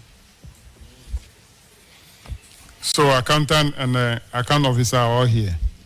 Your issue is just unsupported PVs. That 2 PVs, which are special initiative funds to the MPs to perform some activities in the constituency. The total amount is 59,500. Have you supported these 2 PVs now? Thank you, Mr. Chairman. Yes, please, we have done that. Auditors, can you confirm? Honorable Chair, that has been done. That will be all for Suhum, you are discharged. Thank you. Let's have Kota. Kota. Kota. Is that the quota? So the whole town must be quoted. The whole town. When you so good that so change the name to what? So kindly introduce yourself to the committee. And how did the name quota came? Please, thank you, Chairman. I'm Alexander Amanya, District Director of Education, Ayen Swano. I'm Aziz Munifatu, District Accountant, Kota. But you haven't answered my second part of it. It's okay, it's okay. Let's move on. So, Honorable Sam George, paragraph 635. Thank you very much, Chairman. This is similar to the immediate past 2 infractions. So in your case, we have 8 PVs for payments to contractors, JICA training workshop, conference fees from 2021 amounting to 35,464 Ghana cedis. Do you have all the supporting documents now? Please, yes. Auditors, can you confirm saying? Honorable Chair, we have verified all the supporting documents. Chairman, I rest. Thank you. All right, your second issue is unremitted withholding taxes. And the amount is 1,394.28. Have you remitted the money to Jerry? Please, yes. Auditors, can you confirm? Honorable Chair, confirmed. Your discharge, Kota. Your discharge. Thank you. They did. Oh, it's okay. Let's have Akwapim South. Akwapim South Municipal Assembly.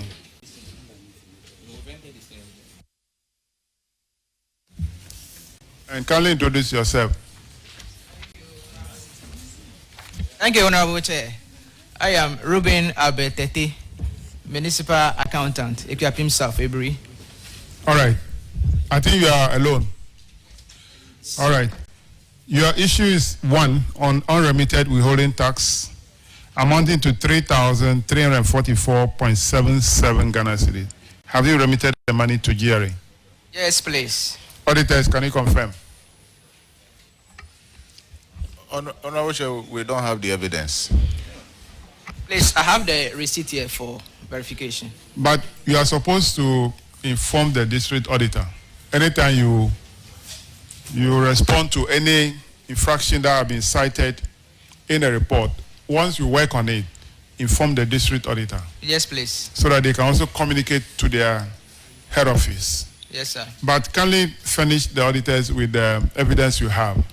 Thank you. All right. So you are discharged based on the clearance from the auditors. Let's have Complementary Education Agency, Ekropong. Ekropong. Are they here? Director General, are they part of the GES or they are part of the ministry? Honorable Chair, they are part of the ministry. They are agency of their own. Thank you very much. Under the ministry? Yes, Honorable Chair. Have they been informed to come? I'll call the chief director to find out. Thank you very much. So we are going to flag it because they are not here. Let's move to Nsawam, Ghana Education Service. Nsawam District.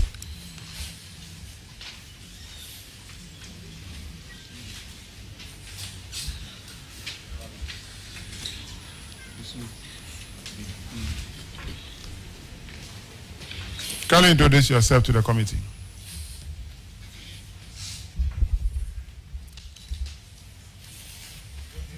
My name is... Okay.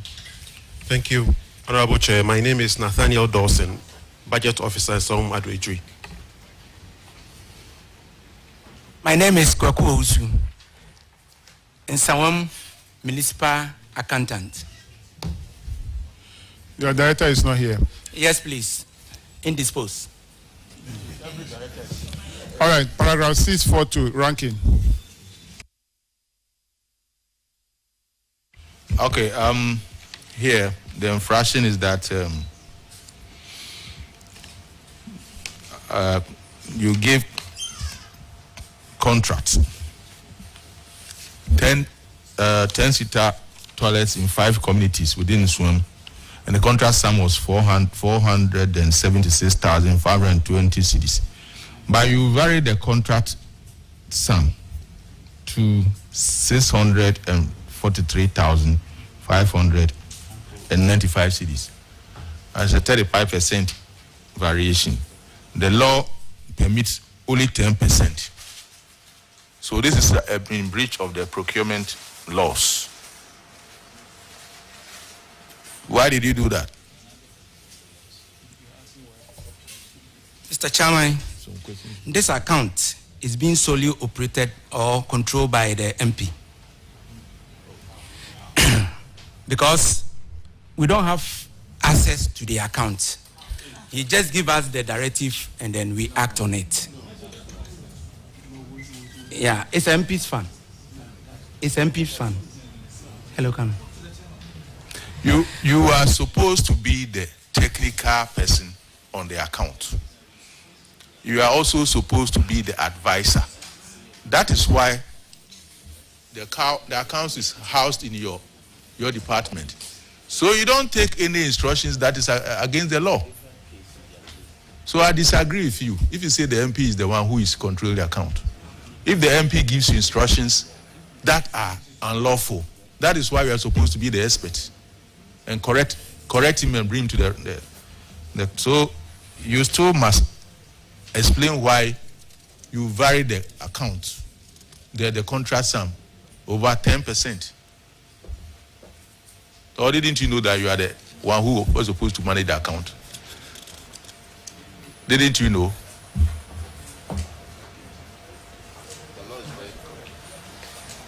Is the account in the name of the MP?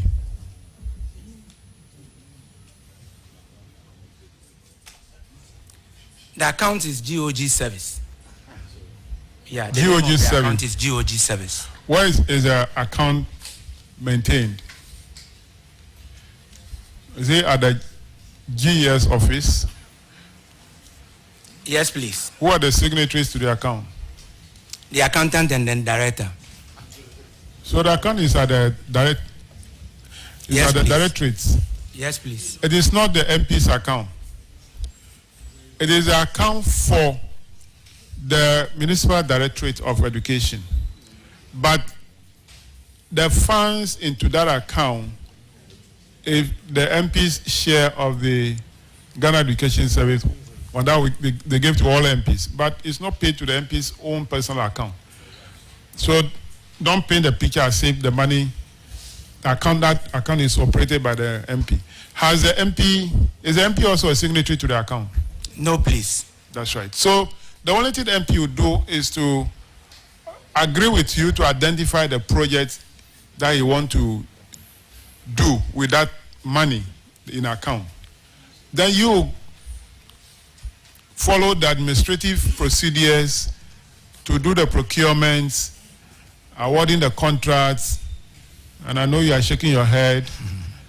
I don't know what really transpired. Can you tell us how it goes there?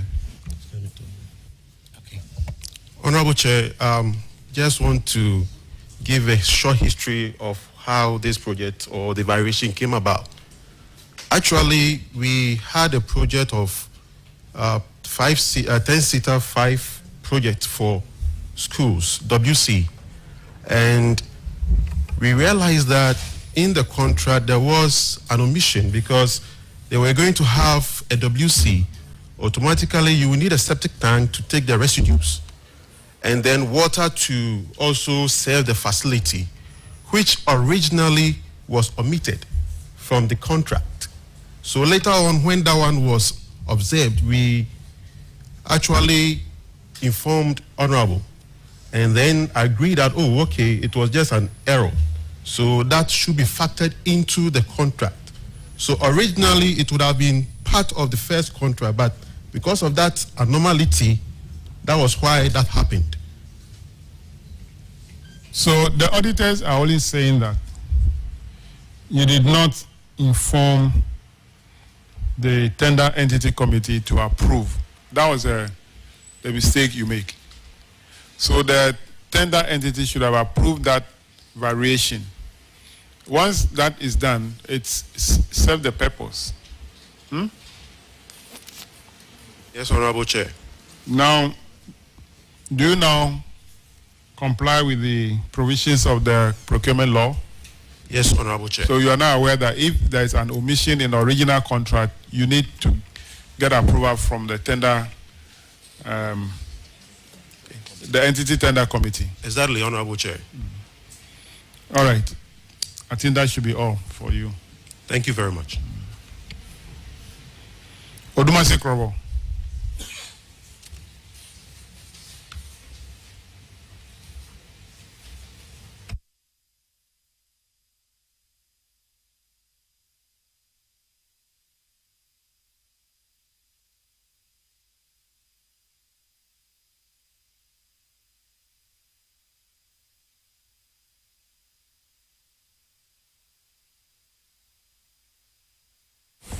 Kindly introduce yourself to the committee.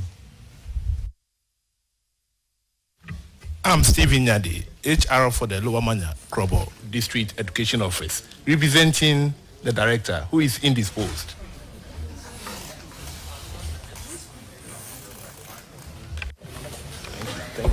Mr. Chairman, I'm Jehoshaphat Asante, Municipal Accountant. Thank you very much. You're welcome.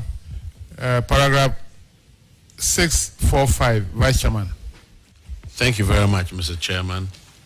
Now, there were some items purchased that were not supplied. The stores recorded that these have been received, but physical verification show that these items were not received by the schools. The first one is 57,850. What has happened to these items? Thank you, Honorable Chair. Honorable Chair, this incident happened when I wasn't around, and my director too wasn't. When we came in, we did an investigation. We found out that it is the Honorable MP who authorized the then management to give him advance to perform an activity by procuring these items to distribute to the school. So per the advice of the authorization of the MP, these monies were paid that the MP should supply. When we came in, we're making an effort by contacting the MP through WhatsApp, through messages, and even letters, so that to invite him to the office so that we discuss the way forward. But all has proved futile, and we are still working hard to get the MP to resolve this issue. Thank you. So the second one also about the roofing sheets and then the paint, plywood, that one too, has that one been resolved, or that one too hasn't been resolved yet? Honorable Chair, that one too has not been resolved yet. That one too, we did an investigation. The project was ongoing. The MP, the company supplied part of the items, but according to them, the project was ongoing. They were not having store to safeguard the items on site. So it was agreed that as and when they need the items, the company will supply it. So when we came in, we are also inviting the MP to see how best the project will continue for the company to supply the remaining item. That one too, we are yet to get the MP for discussions. Thank you. You tried to get MP through text messages, WhatsApp, and later, right? Yes, please. Have you also tried with a voice call? To call him on his phone? My director told me he would do that. Unfortunately, he's indisposed. So I should think by now, probably he has done that. But unfortunately, he's indisposed and he's not around. So I can't speak much to that voice call. Because before we can get to the bottom, we need to get the MP's side of the story. There are two different things together. The contract, that one you confirm that the work is ongoing.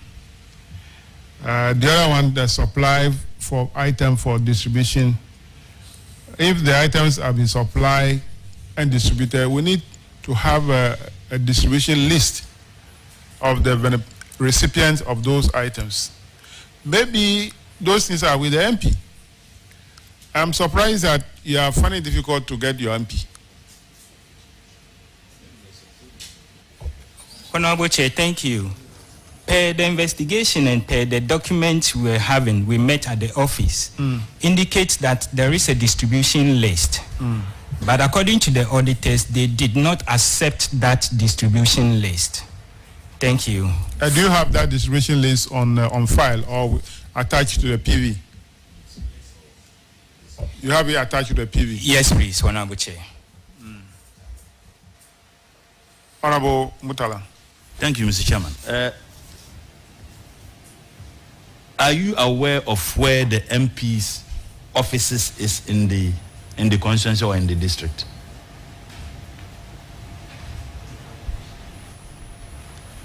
Honorable Chair, for me in person, no, but my director do have. But couldn't your director have taken the steps to communicate to the MP through his official office in the district? Honorable Chair, my director has made all this effort and even sometimes speaks with the PA of the MP. No, I'm talking of official communication. In this case, he could have written to the MP through his official office? I mean, the office he has in the district. Yeah. Please, I said we have written officially. And you haven't had any response? Yes, please. Well, getting MPs in Ghana is not difficult. It's not like other countries where you need to go and book an appointment and all long process. Getting an MP, me, in my constituency, they walk to my house anytime. And I know it applies to all MPs. So, anytime the MP is in the constituency, walk to his house. Even if he can't get him here, next week, Tuesday, the House is resuming. Parliament is resuming. During the week, come and meet him in Parliament. So we are going to give you 2 weeks to do all this and furnish the auditors with the relevant document so that we can get an update of the contract, the work they are doing, and then the supply and the distribution of the items. So auditors, let's take note that 2 weeks we need an update on this, by which time you would have gotten the MP for the relevant document. Is that okay? Thank you. Thank you, Honorable. All right, so that'll be all for your discharge. Let's have Wale Wale.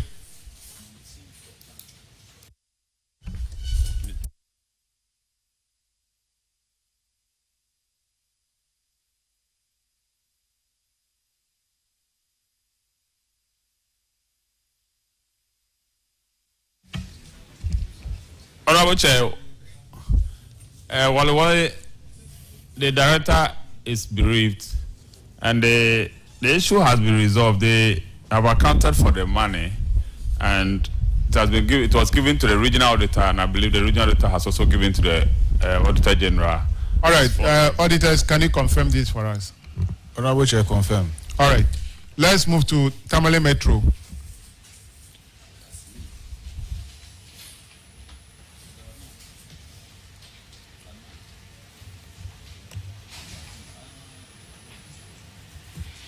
And kindly introduce yourself to the committee.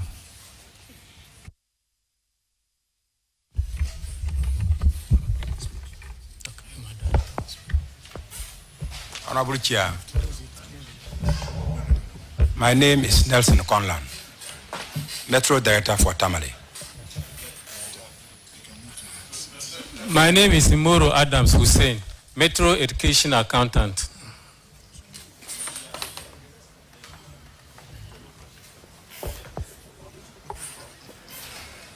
All right, your infraction is on paragraph 650, and that will be taken by Honorable Roxon.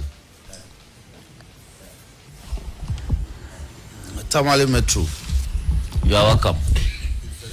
And I'm happy your MP is here. Now, the auditors have made a case against you in respect of staff promoted on payroll without official letters. What this means is that you have unofficially promoted some staff without letters to that effect. And the auditors have detected that the amount involved in terms of the salary, the attendance salaries that you pay these persons were in excess of 74,000. I'll go straight to the recommendation. Have you dealt with the situation? Thank you, Honorable Chair. I have done so. When I detected that this was a problem, when the auditors came, I convened a meeting. I am happy with I have done so. I like the brevity. Now, have you brought this to the attention of the auditors? I have done that, please. Auditors, can you verify and confirm that the recommendation as contained in paragraph 652 has been complied with?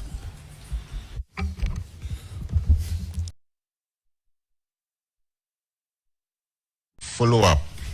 8 staff had their letters submitted to us, and we verified that. And that covers an amount of 77,512. The rest, we are yet to be finished with their promotion letters. Auditor, I wouldn't have come back, but it means that the letters, the outstanding letters of the names of the people who have been promoted in respect of the payroll enhancement is in excess of 300,000 or nearly 300,000 outstanding. Is that the case? Yes, that is the case. I'll come back to you, Metro Director. Metro Director, you were very specific in responding to the fact that you have rectified the situation. Apparently, you did some. When can we be assured that the outstanding names will be cleared? Honorable Chair, those who were acquitted and discharged for having letters, the rest who were involved were asked to make payment, of which they have done some initial payment to be paid within some installment to recover the whole amount done. I don't understand. The number of persons who were involved, some brought letters to explain themselves. You see, Metro Director, I was very specific in respect of the efforts you made in complying with the recommendation. You told me that you have complied with the recommendation, which suggests that you supply all the letters in respect of the persons promoted whose salaries have been enhanced. The auditors are saying that that wasn't the case. It was about only 10 persons. Now, the amount involved in respect of these 10 persons sums up to about 77,000. So we have about 295,600 outstanding in respect of the persons whose letters have not been brought for verification. And as the director, what have you done? Honorable Chair, I am saying that when the letters were brought for verification, all of them could not produce their letters. So I blocked the salaries of those who could not produce letters for them to pay back the unearned salary, which all of them have been able to do commitment. And I have the documents here for a verification. Commitment is in terms of payment? Payment. And yet no payment has been done? Payment is done. I have the documents here, Honorable Chair. Okay. What is the nature of the commitment? Honorable Chair, when I realized that some of them couldn't produce the letters, I invited them. I made them to know the amount that each of them owed and what we were going to do to retrieve the money. So each of them promised an amount that they were going to pay as an initial commitment, and then we will spread it over a certain period of time to get that money recovered. So they have done the payment, and the repayment schedule has also been planned, and they are doing it as it was promised. So how much has been paid? How much has been paid in respect of the commitments provided? The commitment is yes.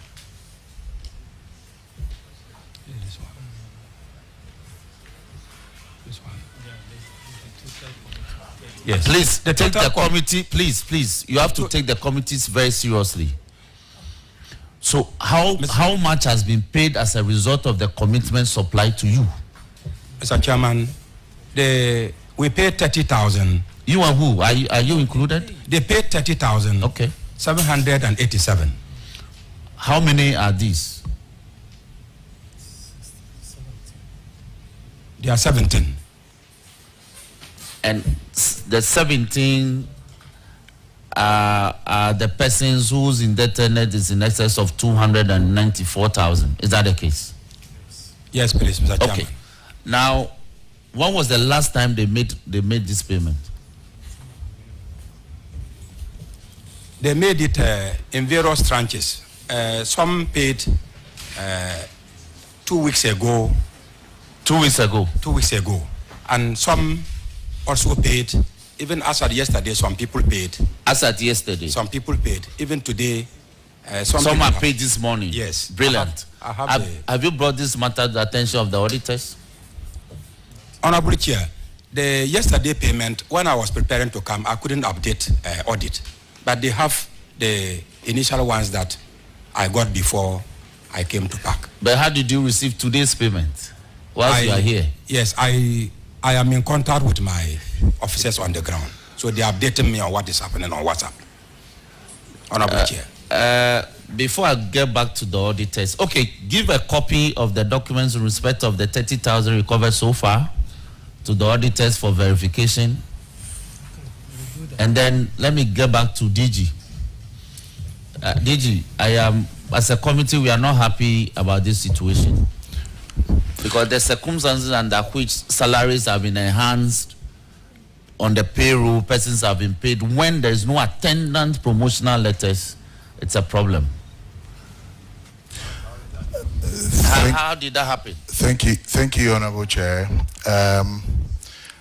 When I saw this, even before the questions were coming, what I wanted to say was that I think somewhere 2018 or 2020, right?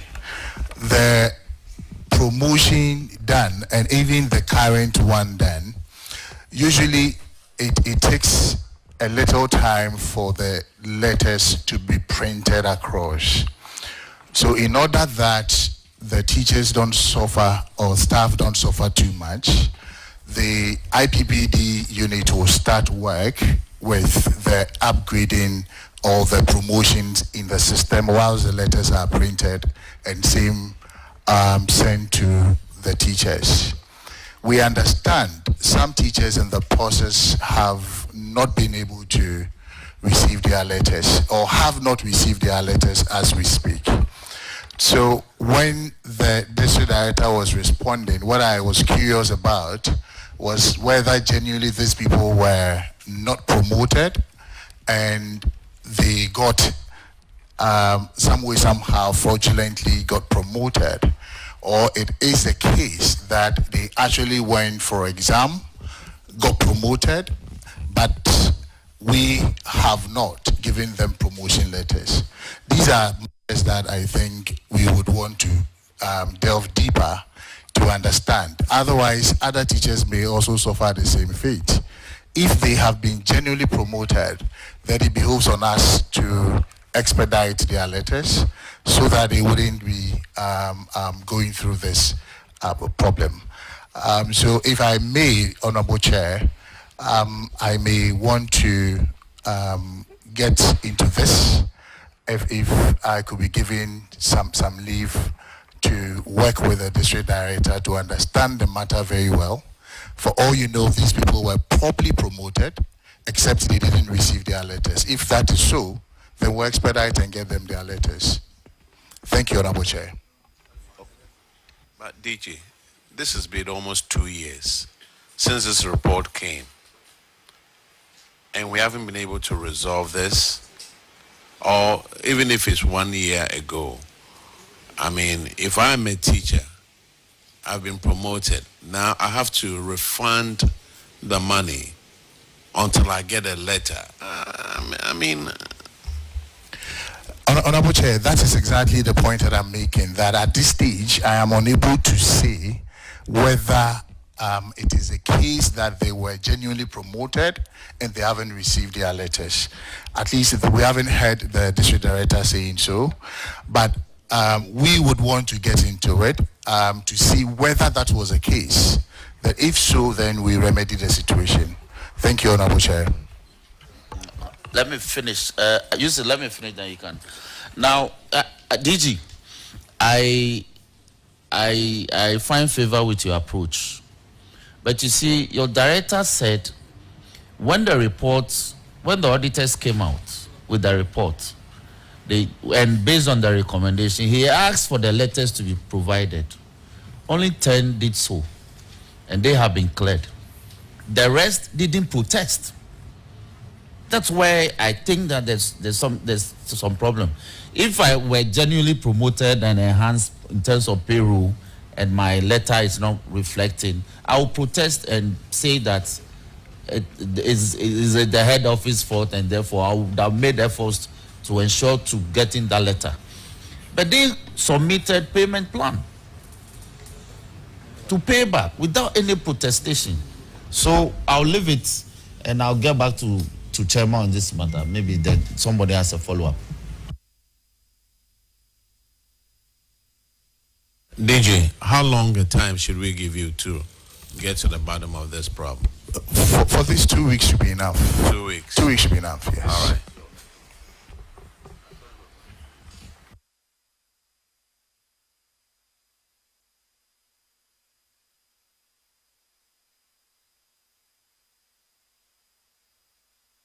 All right, let's move on to the next one for Tamale, paragraph 653.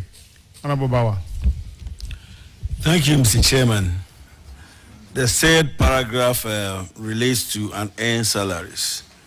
The authors observed that 7 staff separated from the GES between May 2021 and September 2022, but were paid and earned salaries totaling 70,891.32 Ghana cedis. And the recommendation is that the Regional Education Director should ensure that the Municipal Director of Education recovers the amount of 70,891.32 with interest at the prevailing Bank of Ghana rate. Have you complied with this recommendation? Honorable Chair, I complied. Except that I didn't calculate it on the Bank of Ghana's interest rate. So you've been able to recover the original 70,891.32? I have recovered 7,900 Ghana cedis. Out of 70,000? Yes.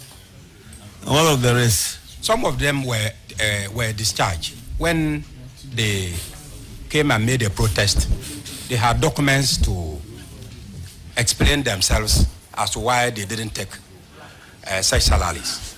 So you believe they earned the salaries? Pardon me, Mr. Chairman. You believe they earned the salaries? Yes, they mentioned that. Lawfully? Yes, they mentioned that. Have you sent the justification to the auditors? Yes, have you brought it to their notice? Honorable Chairman, I did. Auditors, can you come in? Honorable Chair, we have evidence to the 6,000 that has been retrieved, but evidence to the fact that they actually end the others end the salary, we don't have that one. Director, yes. Then you have to, as a matter of urgency, reconcile with the auditors. Based on the evidence that you have that they earned the salaries legally, you have to get to the auditors and then you reconcile these figures. Honorable Chair, I did. But the problem was that it got to a point when I was doing the reconciliation, it was catching into the time of a public account hearing. And we had to deal with whatever we had gotten on table to submit.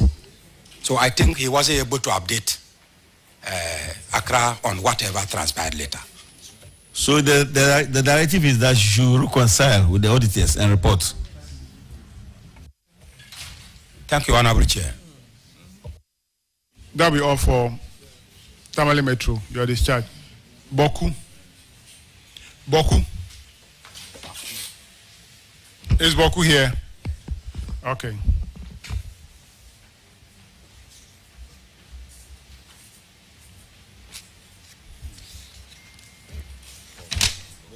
Kindly introduce yourself to the committee.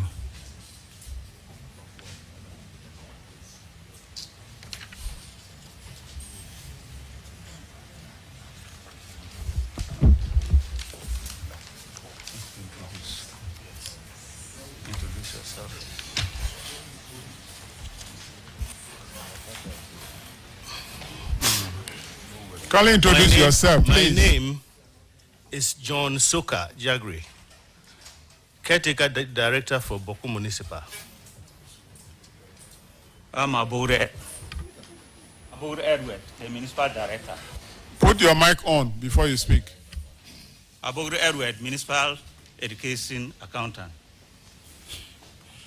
All right, you're welcome. Boku GS, you have 4 staff who all vacated posts but were paid salaries.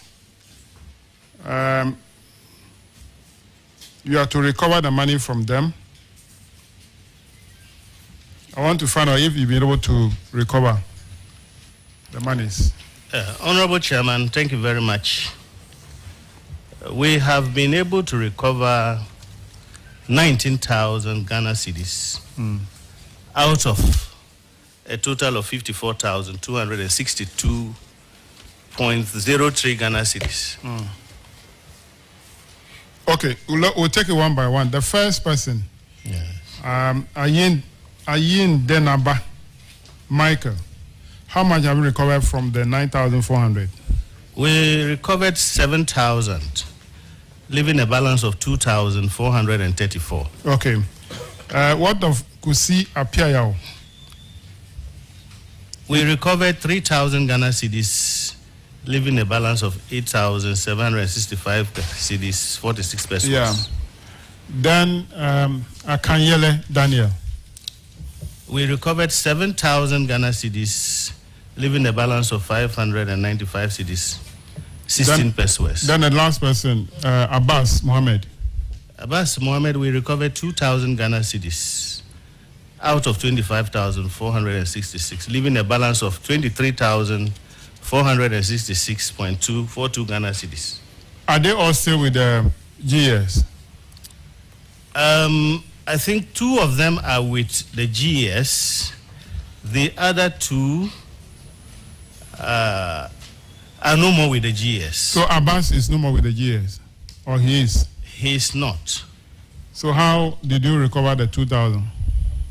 Mr. Chairman, what happened was that we recovered that from the head teacher who was the validator. Because when it was detected that when we received the audit report or recommendations, we checked on him and then we realized that he was not available. And since the head teacher was the one doing the validation, we asked him to produce him. Yes. If not, he will have to pay the amount. And he was able to pay 2,000 Ghana cedis. So he is the one going to pay the entire 25,000? The issue is that, Mr. Chairman, we are not able to find Abbas Mohammed. No, I mean the validator. No, sir. But he paid the 2,000.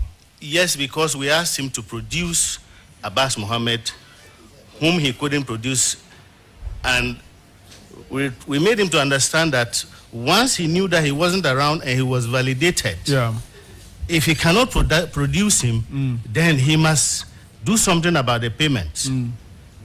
We committed him to it, and then he was able to pay 2,000. And up to now, we cannot find Abbas Mohammed. Yeah, so the validator, that's the head of the head teacher, must continue to produce Abbas. And as long as he failed to produce Abbas, he must pay the money. Well, in fact, the directorate tried to locate Abbas. Abbas, we are told, because of the Boku problem. Director. Yes, sir. Your duty is to allow or to ask the validator to produce, which you have done. And you have also asked him to refund the money, which he has started paying. But it looks like you are trying to defend the validator. You are trying to defend him. We won't allow that. Okay, sir. Yes, the validator was made to understand that if we cannot produce the culprits, then he must refund the money. Yes, please. So we have to adopt that strategy now. Most likely. So the validator to do that. Now the rest, they are also paying. So do you have a payment schedule with them to complete the payment, the refund? Honorable Chairman, fortunately my accountant is here, and as I indicated earlier, I'm a caretaker director, and they commenced procedures in that regard. So allow him to speak. Yes, please. Accountant.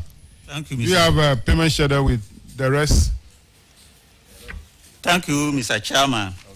We met them, and when they started payment, it got to a time that the situation they couldn't come. So when we had this invitation to come here, we called them. One of them came. That's Daniel Ayimbota.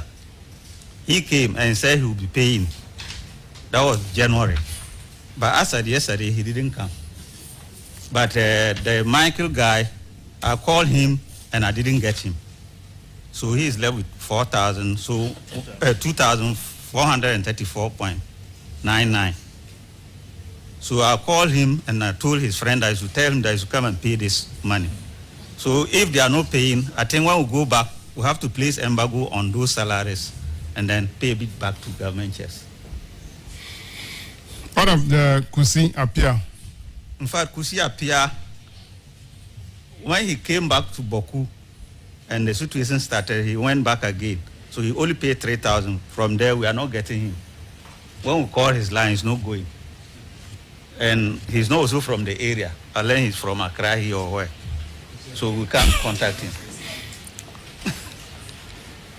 All right, so for the one owing the 2,400, that's the Ayin Denaba. Ayin Denaba, Mike. And then the Daniel Ayimbota.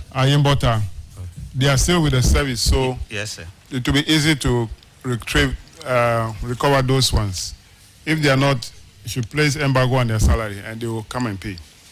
Now, how to get the Kusi Apia and the Abbas is where the challenge is.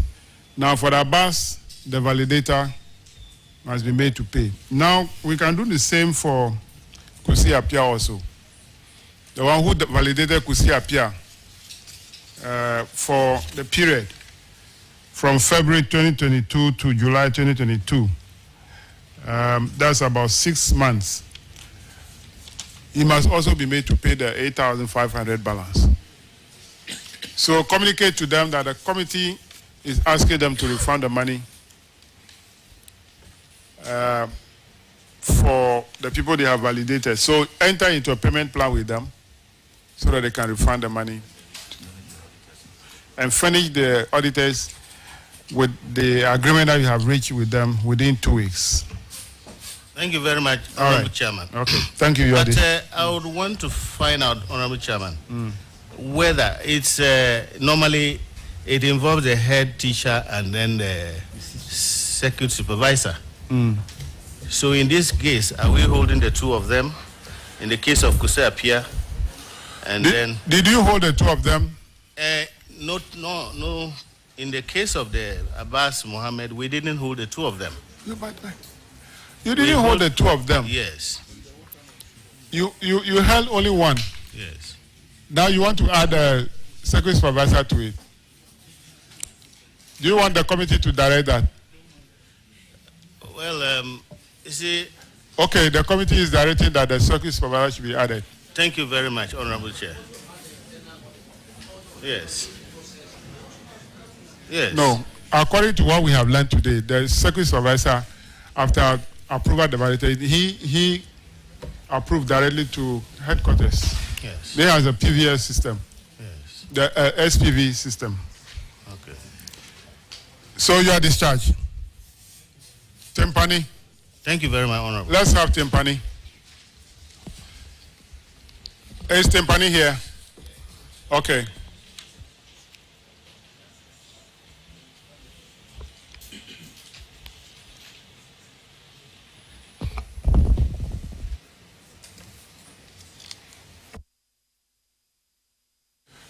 Kindly introduce yourself.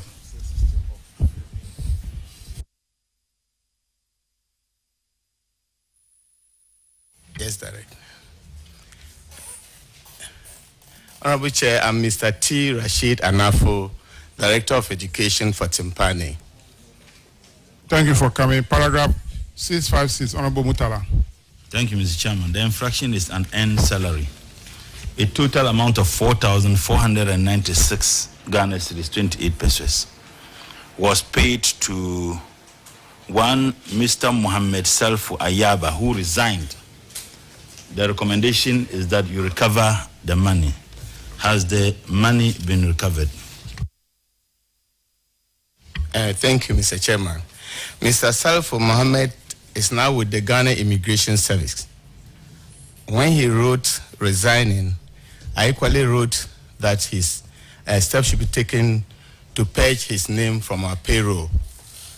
But somehow he went away with 2 months' salary.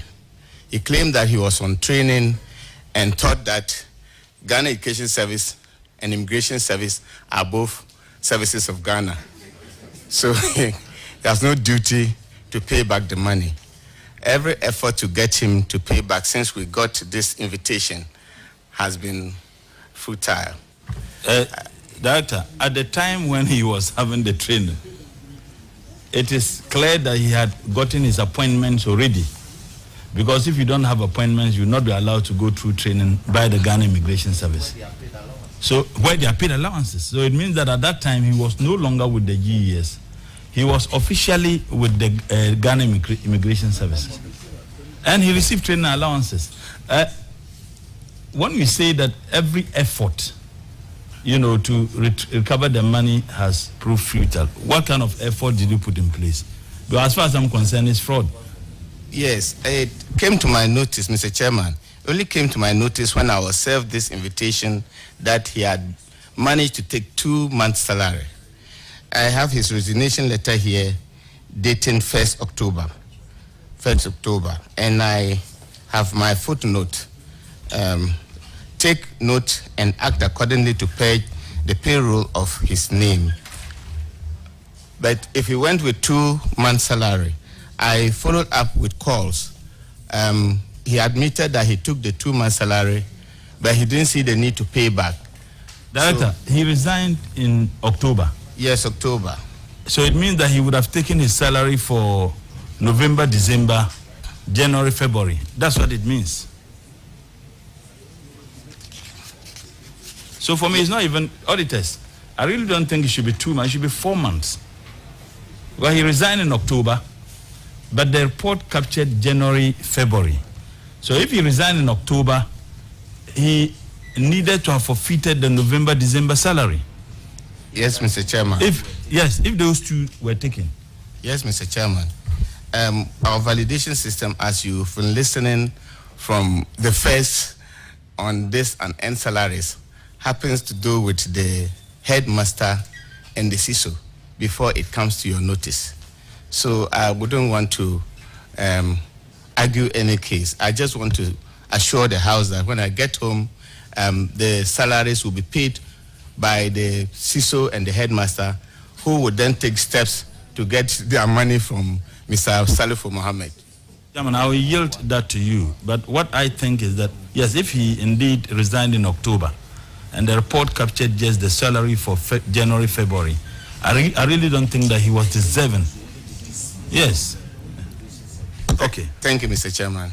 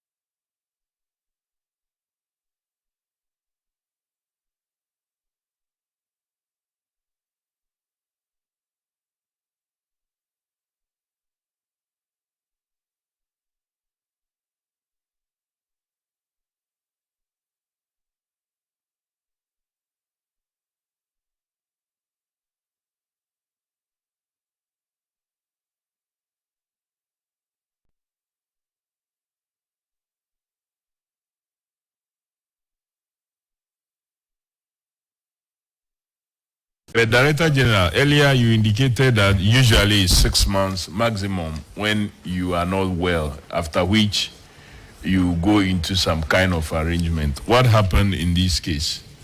That he was sent home, that as having vacated post. What happened?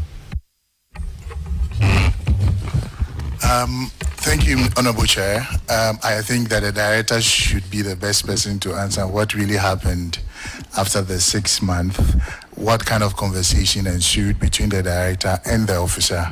I'm sure he'll be better pleased to educate us on that. Thank you, Honorable Chair. Thank you, Chair. After the 6 months, the gentleman was reported as having been irregular to school. And per GES, if you stay away for 10 working days, you are supposed to forfeit your salary within the month, because they reported to us that he had vacated post. And that was why we decided that they should not validate him. Thank you, Chairman.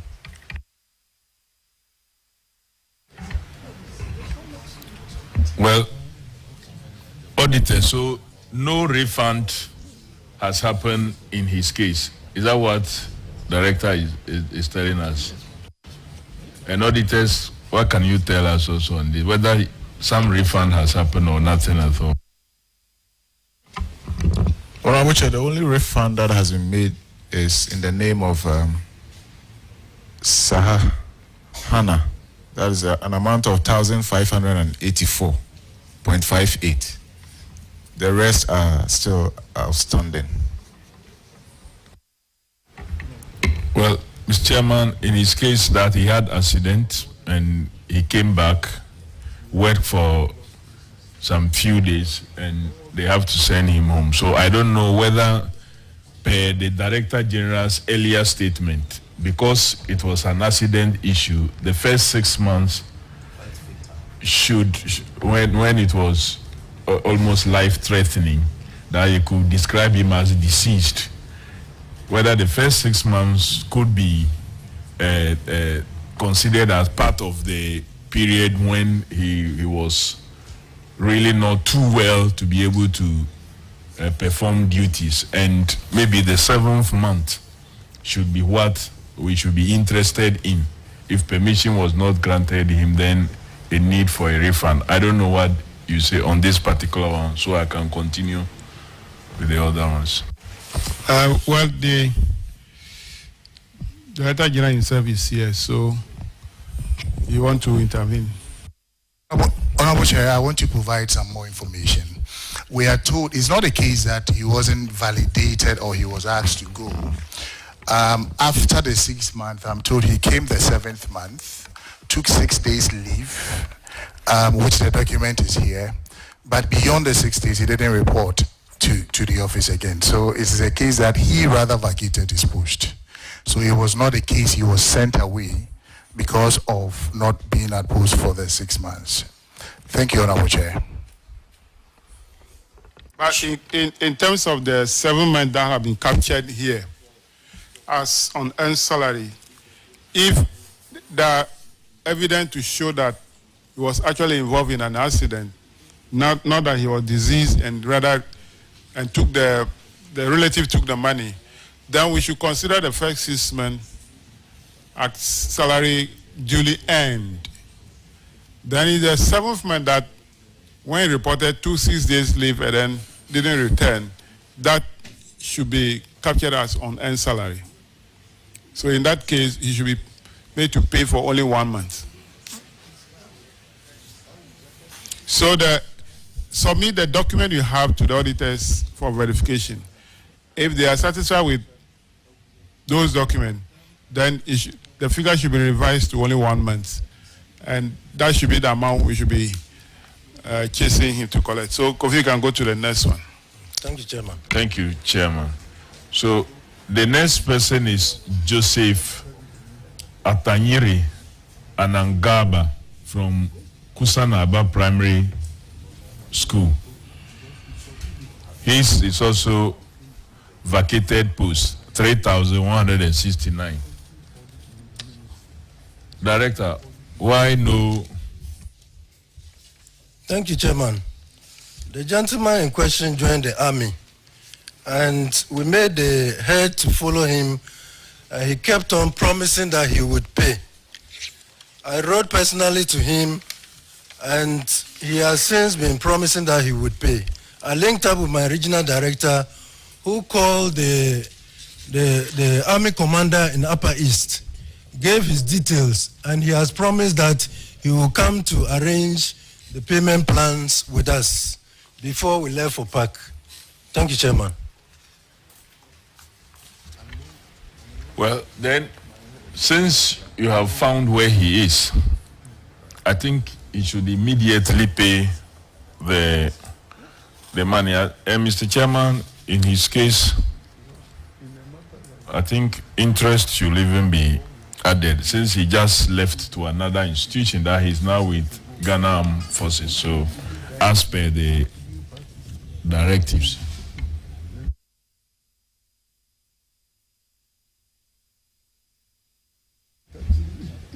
Hannah Saha Dago, 2,039 CD, 60 pesos. Is she alive? Yes, Chairman. She's alive, except that she's on transfer to a different region. But she did pay 1,584 Ghana cedis, 0.58. With that, there's a difference of 455.02 Ghana cedis, which we are making the effort to get in touch with her to pay. Please, when was the last payment done? Thank you, Chairman. It was done on the 6th of April 2022. Meaning the whole of 2023, not a peso was paid, and for more than half of 2022, nothing was also paid. What can you prove to us efforts you made during this period, more than 12 months? Thank you, Chairman. She thought this was what she was supposed to pay until the audit report came. I want to believe that maybe the 2,000 plus included the interest. Thank you, Chairman. Are you saying she started paying before the report came out? Are you saying that she started paying before this report came out? Yes, Chairman.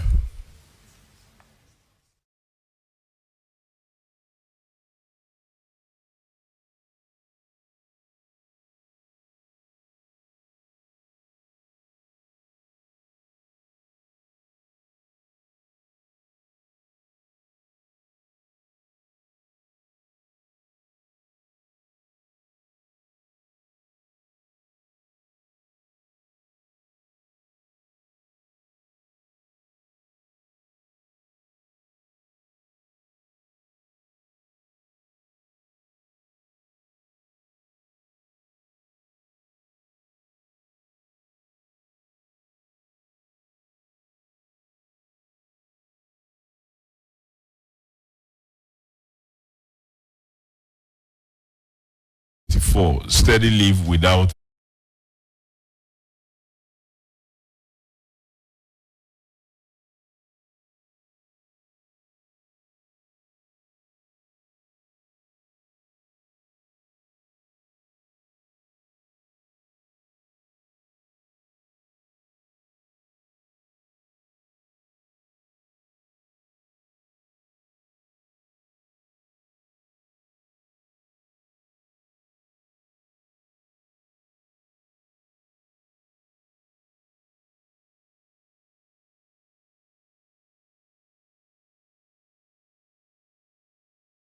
these issues before they do their final report.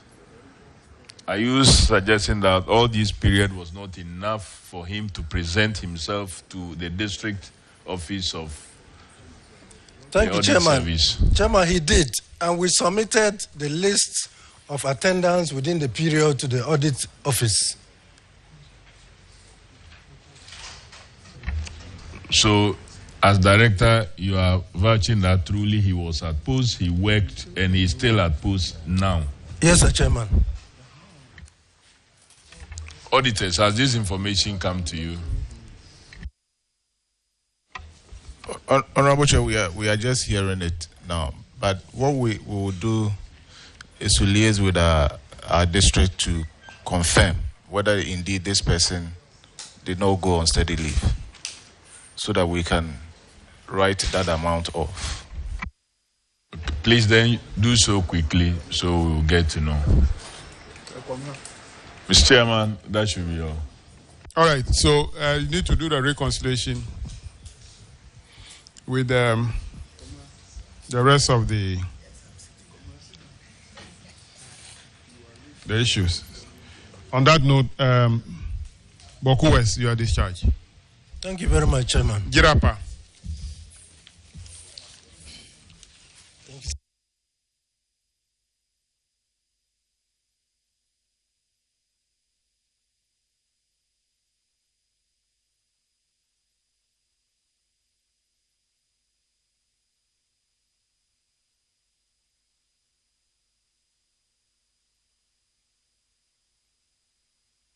Kindly introduce yourself to the committee.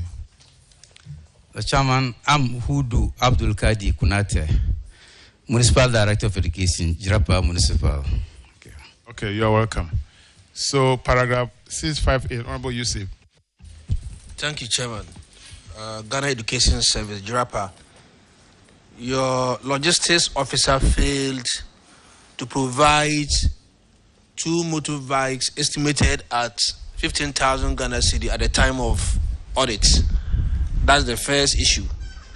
The second issue is that a motorbike which was also assigned to Dauda Abubakari was also stolen, but he failed to report this to your office. And so the two put together amounts to 22,800 Ghana cedi. And you've been asked to retrieve this money from these 2 officers. What is the state of it? Thank you, Mr. Chairman. If this is true, the assessment given, really the 2 motorbikes, instead of the money mentioned, the 2 motorbikes have been retrieved immediately after the audit. It was only unfortunate that it was already captured in the reports given to National Audit Unit. So the 2 motorbikes, as I have the pictures of the 2 motorbikes in my phone here, taken when I was about to come, which I've shown to you. Narrator, Sir. you want me to believe that these pictures are evidence for these motorbikes? What if you have just snapped them on your way here? Mr. Chairman, in addition to this, during the verification, I think the regional and external auditors came around and we were shown those very motorbikes. Thank you. So, auditors, can you confirm that the 2 motorbikes have been retrieved? Honorable Chair, we can confirm that the 2 motorbikes have been retrieved and we have inspected them. Let's move to the second one. Thank you. Really, of my assumption of duty as a director, I went through the inventory and realized the motorbike was conspicuously missing. I questioned them and really it was shown that it was stolen in the hands of one Seki supervisor, Dauda Abubakari. Subsequently, I asked for the reports, and reports to the police were actually given to me, which later on I showed to the auditors. I followed up on 2-3 occasions. I went back to the police station to see how far in the investigations, and they keep telling me they are still investigating the issue, and in no time, at a point in time, they will get back to me as to whether they've gotten it or whatever. So the newest reports I picked from them yesterday is also with me here on the state of investigations. Thank you. Director, from the reports, Mr. Dauda Abubakari failed to report this to the police when the motorbike was stolen. And so the recommendation was that he should pay. he should replace this motorbike, and that's about 7,800 Ghana cedi. So my expectation is that this money would have been paid. Indeed, with my interaction with him, immediately after the motor was stolen, he reported to the police. Actually, he didn't. Well, from management, I understood they themselves went out. They did a lot of investigation within a week before the matter was reported to the police. But Daud Abubakari really, took time. He even went into the neighboring Burkina Faso in search of this particular motorbike and could not retrieve it until it was then reported to the police. And he did everything possible to get it back, but unfortunately, he didn't return in the office. In his efforts to get the motor. So have you reported this effort that he's made to the auditors? Well, we did. All this happened when I was not in the office, but personally, I went back to the regional audit and explained all these things to him. Auditors, can you confirm that some effort is being made to get this motorbike back? Honorable Chair, we are aware of all the efforts, but the bike is still missing. Chairman, the bike is missing. Effort is being made to get it, but it's yet to be found. Thank you. Are you sure this bike can be found? Director. Please come again. Are you confident that you can find the bike? The Chairman, we are still struggling to find it because a lot of messages have been sent to a good number of communities with the pictures of that particular motorbike, and we are still on round searching for it. With the efforts of the police, I want to believe at a point, if at all we don't get it, we hear about it. And once we hear about it, the culprits should actually be brought to book for its retrieval. Thank you.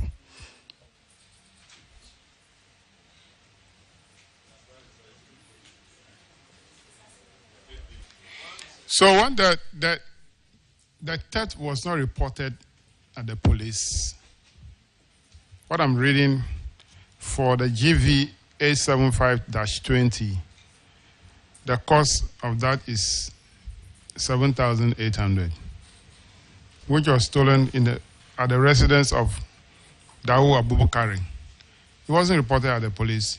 Can't we say there is some kind of collusion or something that was deliberate?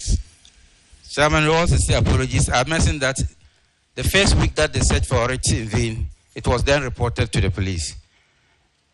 Good number of them actually thought, it would have been gotten immediately after the case was reported to the office. By then, the first week that it was not gotten, the police, it was then reported to the police.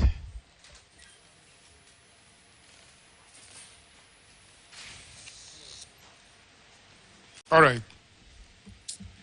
Just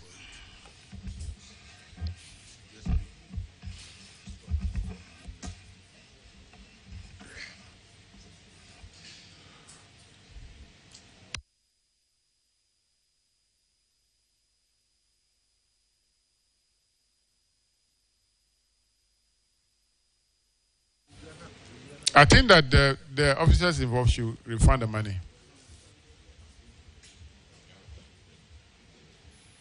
I'm not sure this report to the police will yield any result. We have gone around this country. We have done a lot of work.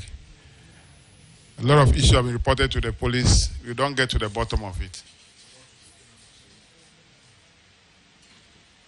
I want to find out the policy of GES, whether circuit supervisors are allowed to keep their motorbikes at their residence, or they're supposed to leave them at the office.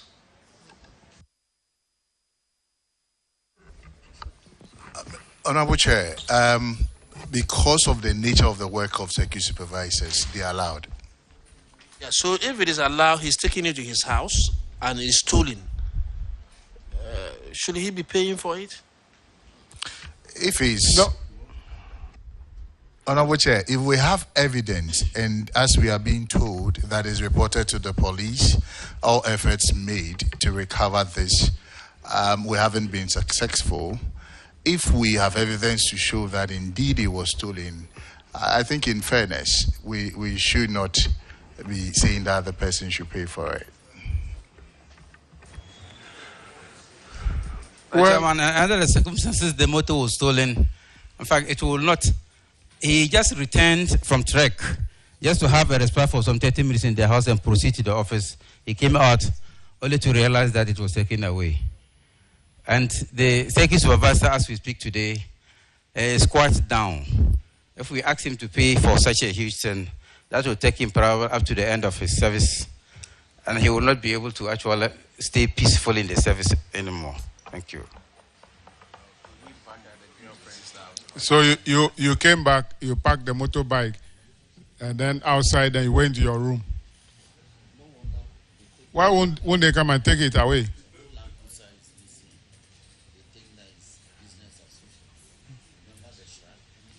They'll come and take it away.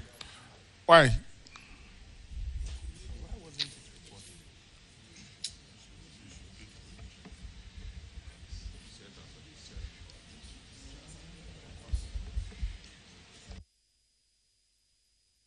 We'll make our recommendation on this matter. We need to discuss it further. Thank you very much, Honorable Chair. Thank you so much.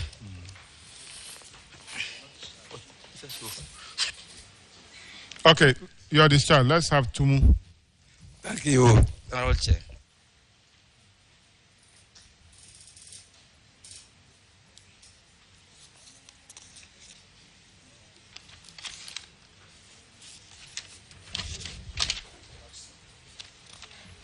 Kindly introduce yourself to the committee.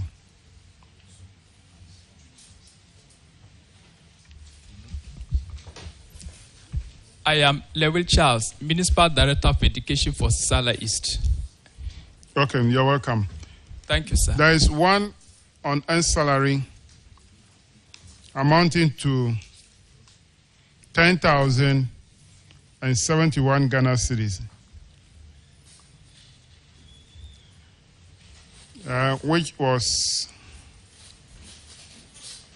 paid to 4 separated staff. Their names are not here. You have to recover the money from them, have you? Thank you, Honorable Chairman. Please, the monies have been recovered and we paid it back. Auditors, can you confirm? Honorable Chair, confirmed.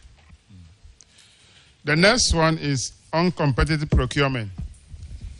That you procure some items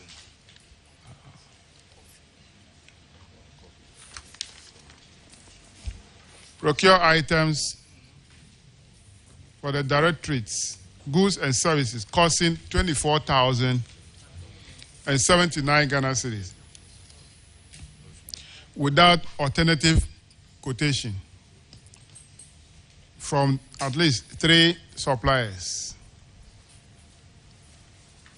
And the auditors have recommended that you should strictly comply with the provisions of the Procurement Act. I'm going to ask you a question. I know the answer, but I'll ask. Have you been following the procurement law? Yes, please.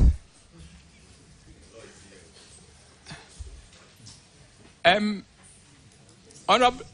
So now, if you want to procure, how do you go about it? You will have to make an advertisement of the contract so that bids can come in, so that the entity committee can go through it, and then based on that, the contract will be awarded. All procurement?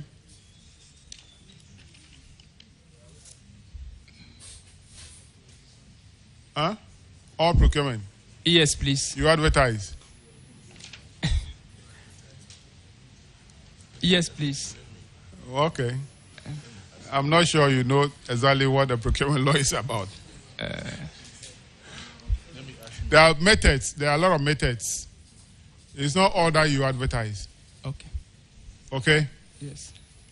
So try and get a copy of the procurement law. Okay. You can get it at Assembly Press here at Tudu. It will help you.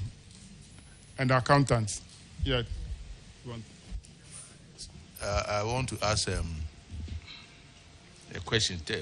If you do the adverts, I'm asking you, if you do the adverts and only one person submit quotation, what do you do?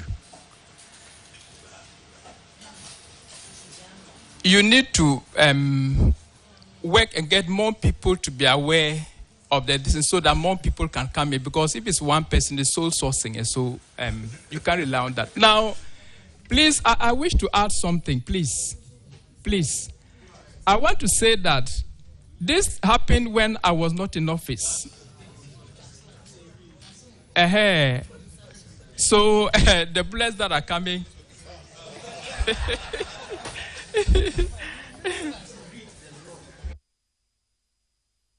All right, that's all for you. You are discharged. Let's have Municipal Education Office Qatar.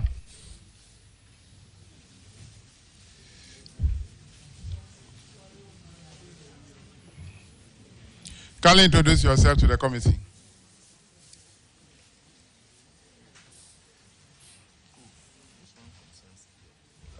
I'm Emmanuel Hamanu, Municipal Accountant, Qatar Education Office.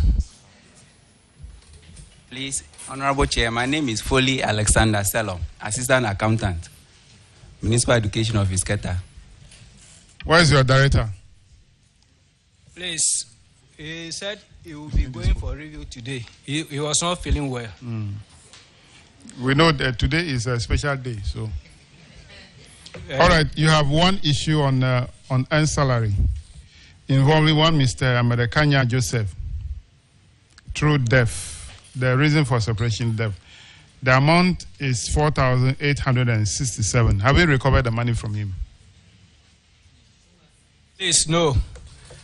Because we wrote upon hearing, or when the headmaster notified us, we wrote to the bank.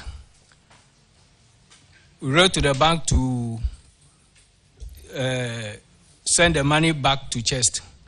Unfortunately, the bank also said he is servicing a loan. So the money they have used it to pay to defray the part of the loan he has taken. Have you got in touch with the family? Yes, please. And what did they say? We have only one in Ghana who is teaching at Ada. He said the rest of the families are in Togo. And so the one at Dan should liaise with the Togo people? Yes. So you have to get the money from them? Definitely. So we are giving you maximum between 2 weeks and 1 month to recover the money from the relatives, because they went for the money at the bank. I'm sure the one in Ghana is the one who went for the money. Please, no. Who took the money? Bank took the money. The bank took them because of he loan. has taken loan from them. Okay. So the if bank, he has left some money at the bank, they'll be the family will be fighting over it. So they should go and look for money and pay.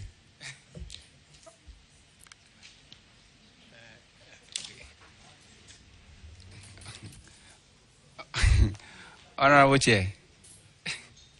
Yes.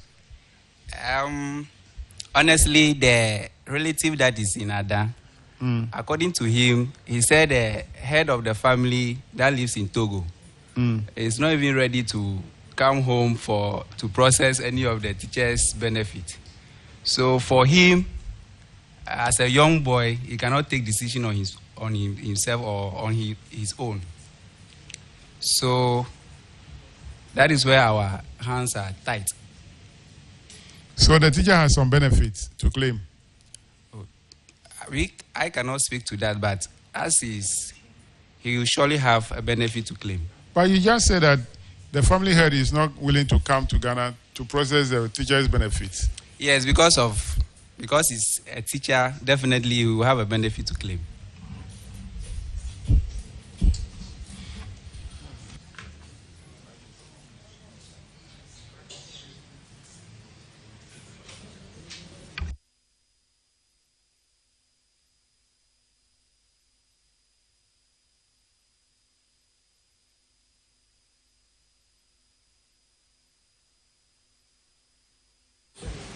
Mr. Chairman, yes. Please, can I ask a question?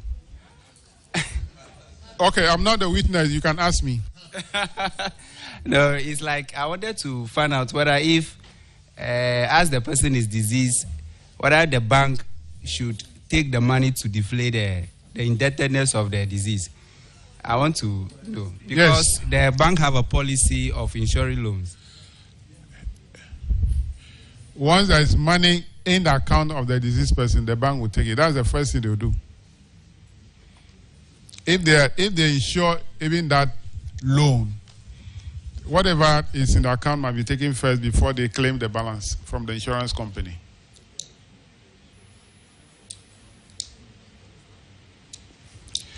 All right, we are flagging this also. Your discharge. Thank you. Ketunov. Education Directorate.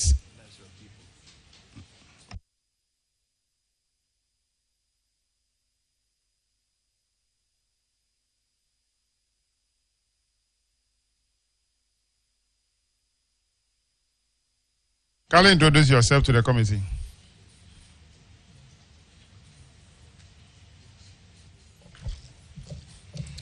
Mr. Chairman, I'm Raphael Mauko Amanyu, Municipal Director, Ketunov. Golso Kofiado, Municipal Accountant, Ketunov.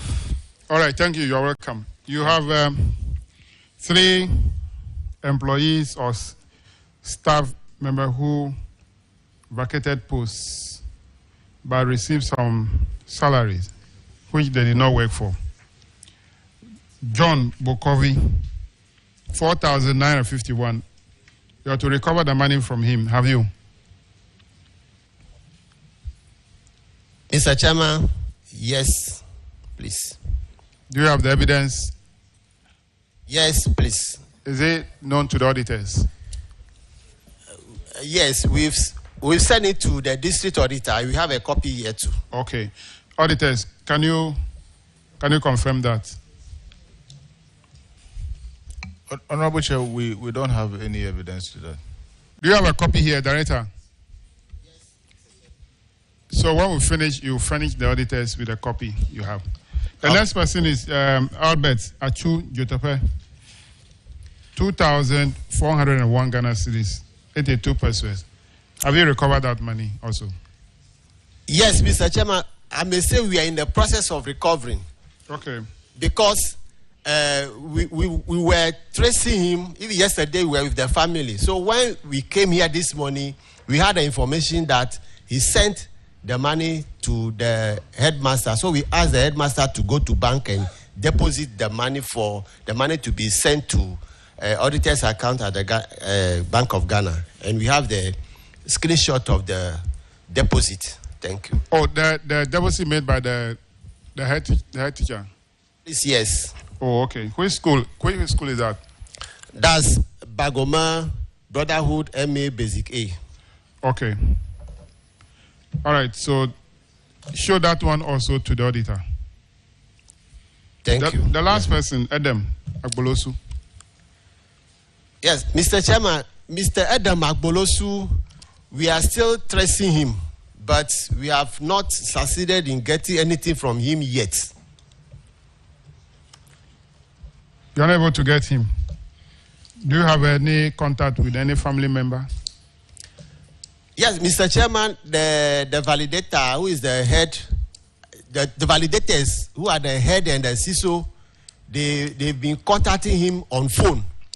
But according to, initially when the issue came, what he initially said was that he is a people teacher. He was a people teacher. And then he left the service. Then he claimed he thought for a number of months he has not been paid. And this is the last salary he took when he left the service, and they are pursuing him. We told him that he has to pay. But he said now that he's not working, he will find it difficult. But we are still pursuing him. His case was that he asked permission from the head to attend funeral. When he left, he was not coming, so the head waited for him for that month. He couldn't hear from him, so the second month, the head reported to the office and blocked his salary. But the month that he left, because the head wrote the date he asked permission, the auditors took it that because he left for funeral, that salary should not be paid to him. But they have validated him before he left. The validation was done middle way of the month before he left. Thank you. Anyway, fortunately, the amount is less than 1,000 Ghana cedis. So I'll pay that money as the MP for the area. Thank you for that. All right, so you are discharged. So you see me for 1,000 Ghana cedis for you to go and pay for that. He said he worked for several months and he was not paid. No, I'm not. I am paying for it, so that settles the matter. No, I'm not talking about your own. Okay. But he worked for Several months. That's the government. Government didn't pay. And if you want to take that matter now, you will suffer. That issue is not here for us. So I am paying him for that month that government is claiming issue refund. So thank you very much for coming. You are discharged. Thank you. Let's have Agotima Ziopi, District Education Office.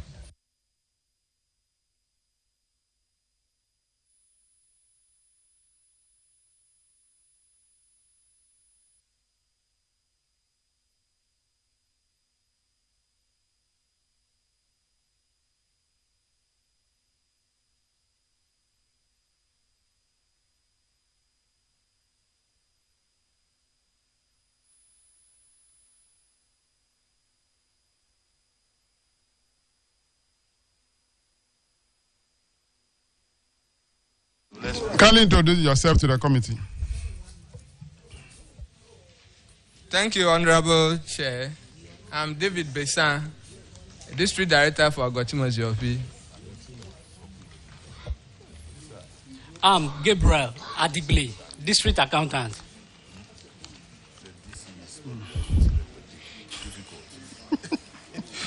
All right, thank you very much for coming. Honorable Ajay Boateng, take that one.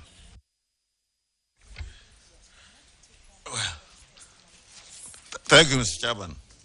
That's Agotimo Ziopi. You have a case of unearned salary in respect of Anthony Agbeme and Alex Yevu. In the case of Anthony Agbeme, the amount involved is 21,273.60. And then that of Alex Yevu, 28,409.46. So have we been able to recover those monies? Thank you, Mr. Chairman. Please, unfortunately, we have not been able to recover anything. However, we took a lot of steps in that direction. We wrote a letter to the two on the 5th of December notifying them about the incident. Very unfortunately, Alex Yevu blocked our numbers, so he was not able to be served. But Mr. Agbeme replied to our letter asking us to give him a little time to follow the payment plan that we proposed. He gave us May to be the starting time. But later, when May came, we didn't hear anything from him. We wrote another letter to him, and he extended it to... I didn't respond to that letter that he sent to me through the email. We made efforts to trace him physically. We were not getting him. When you call him, in those days he was responding, but recently he couldn't respond. As for Alex Yevu, we know he's from Abo, but we were unable to trace him because he was by then in school, University of Education, Winneba. Recently, just about 2 weeks ago, we went to the region to ask for clearance to invite the police into the issue, because we had even reported them to the officer in charge of BNI at our district. He followed up. He managed to get Yevu, but he was protesting that he did not owe us the amount the auditors were quoting. So we were just getting ready to go and trace them physically when information came last week that we were to come here. Thank you, Mr. Chairman. So it means that you have not succeeded in one, identifying them, because you need to identify them first before you can put into a place any measures to get them to do the payment. But have you also considered those who validated those salaries? Honorable Chair, very unfortunately, they were in schools where they didn't have PV. One of them didn't have PV. One had, but there was no validator then. So it was being handled by the office. So there was an officer who was handling it? Yes. Yeah, so that is on our behalf. So that is the issue that I'm talking about. Yes. So you can still get the validators to be also involved in this whole exercise of trying to identify them. If they cannot get them for you, then you can also get them to pay back the amount involved. Thank you. We promise that within 3 months we'll find them. Because Mr. Agbeme was cooperating, so we thought that he was going to continue like that. Even yesterday, the accountant called the two of them and none responded. The last letter we sent to them to tell them that we were going to invite the police into it, if they didn't respond, it was the HR that we asked to send the document. Unfortunately, he sent the document, it was received, then he tried to call to add his voice and refused to answer the call. But we'll get them. Yeah, I think from what you are saying, they are around. And I think that this is a case where you need to bring in the police and let them get into the bottom of the case. Because if you don't apprehend them, there's no way you can deal with this matter. Mr. Chairman, I think that they have some difficulty. Yeah, so, thank you.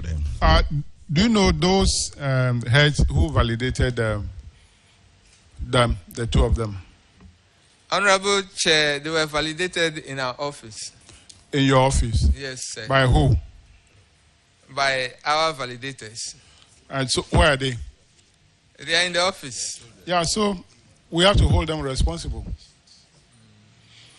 They knowing very well that these people are not at post. They went ahead and validated. For instance, Anthony Agbeme like this from February to December 2021. That is 11 months. Then when it comes to Alex Yevu, from February 2021 to June 2022, that's 17 months. You can't do that. So we are directing that the validator at the district office should be held liable for these two unearned salaries. That's the position. You should go and look for them and get the money. If he can't get them, he must pay the money. If he failed to block his salary. Thank you very much, Honorable Chair. That'll be all for your discharge. Thank you. Let's have Municipal Education Directorate. Who?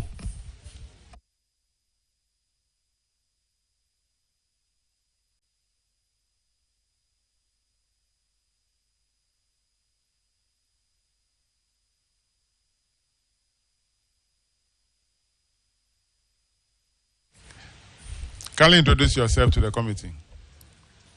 My name is Esther Ajua Yebuajima, Municipal Director, Home. I'm Sifas Doji Dagbi, Municipal Accountant. Thank you, you're welcome. Ajibwati. Chairman, is it okay? For Municipal Education Directorate,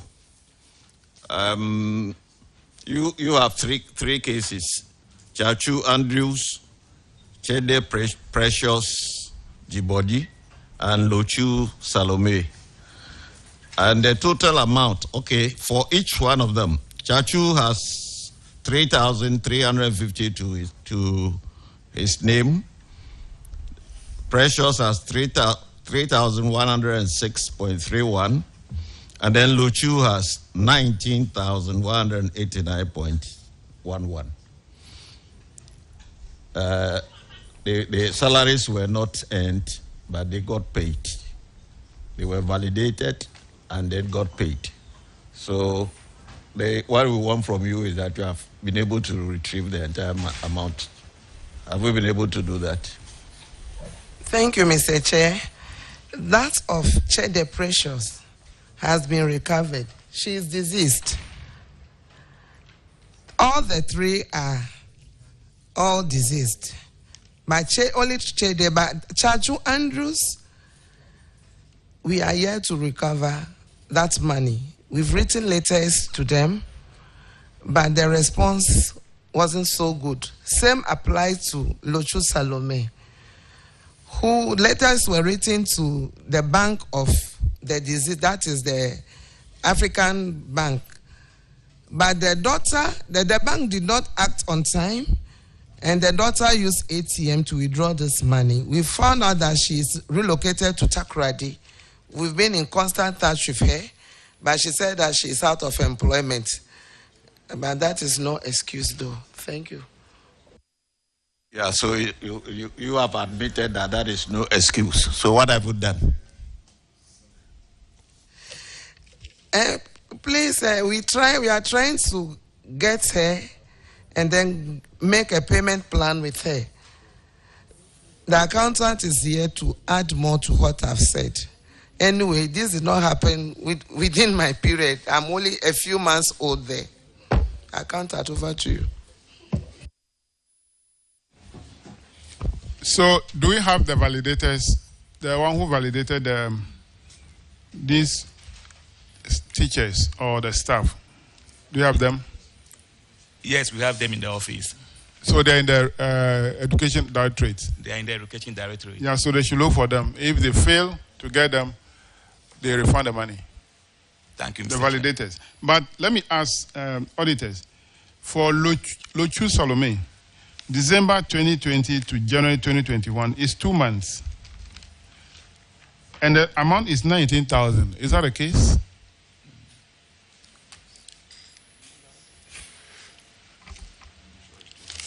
Honorable Chairman, it's obvious this could be an error. We would have to. Yeah, so let's try to verify this and reconcile it. Because 2 months, they cannot take 19,000 for 2 months.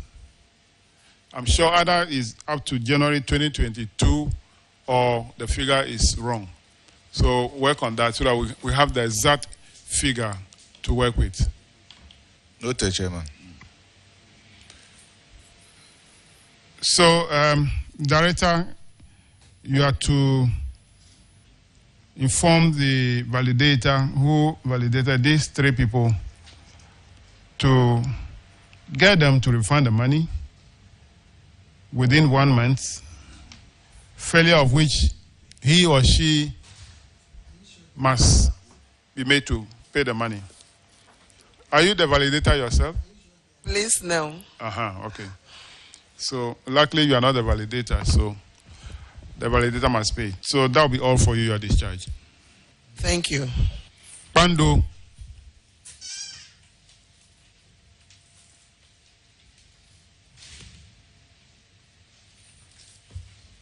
Thank you.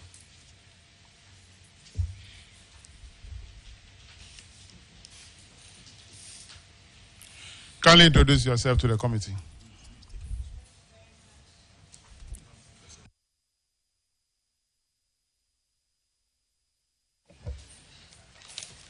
Thank you very much, Honorable Chair.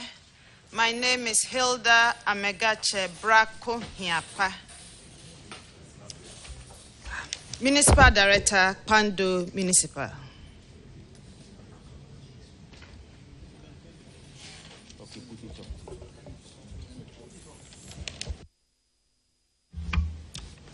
Honorable Chairman, Mauli Kluvi, the Municipal Internal Auditor.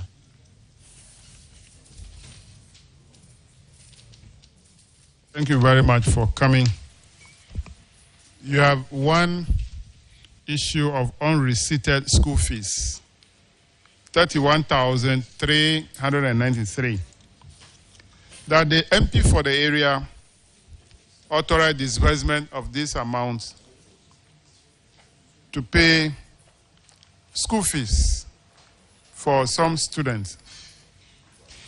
But this student did not submit the receipts for the fees. Have you been able to procure the receipt now from the students? Thank you very much, Honorable Chair. In fact, we called the beneficiaries one by one to inform them about the need to submit the receipts. Some responded, others, the phones were off.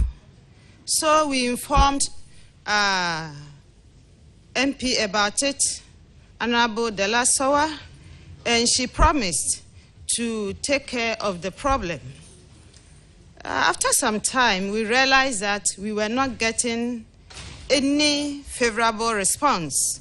So we wrote letters to the various institutions where the beneficiaries were schooling, and we have copies of those letters with us here.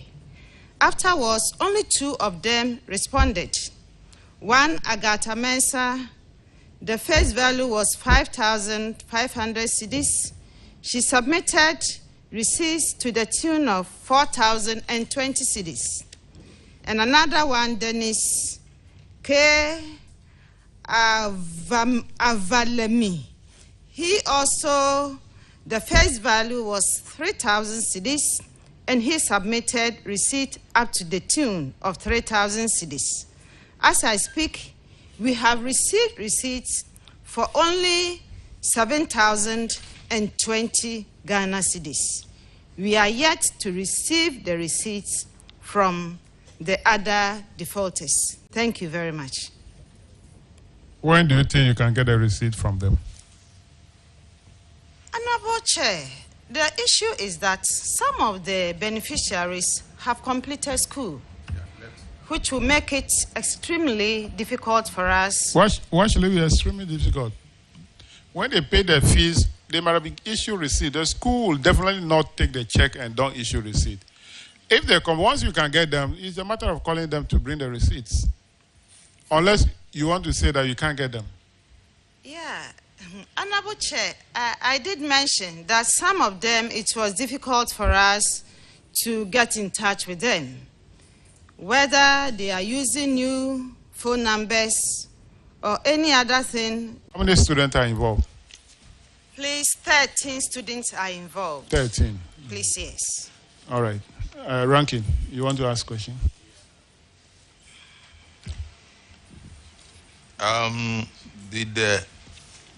Were the checks issued to the schools or they were issued to the students individually?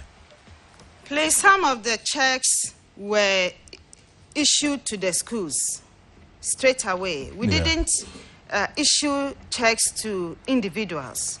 So, yet, with some of the beneficiaries, the Honorable MP pre-financed their school fee. Not if it's not individual receipts covering what check they received, the total amount. Has the schools done that?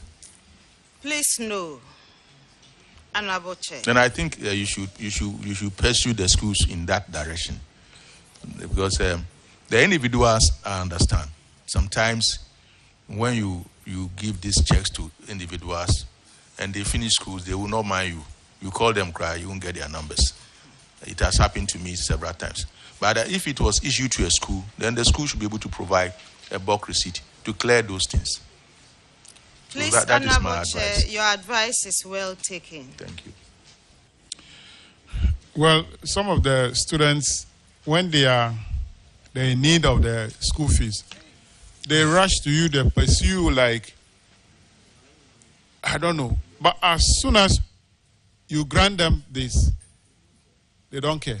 Some of them, some will ensure that they get receipt and bring it to the assembly, but some don't care. That's a difficulty the MPs will find ourselves. You the MP, you are supporting the student, but look at what now the MP's name has appeared here. The good thing that she's doing, her name has appeared here. Why? And if you don't give them to trouble, they'll go around and campaign against you.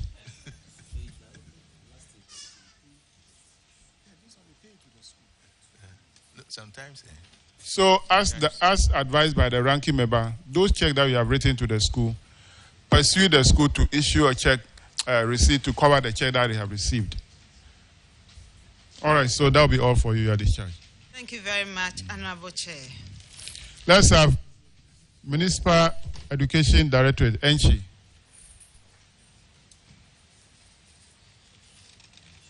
See, sometimes you'll be there.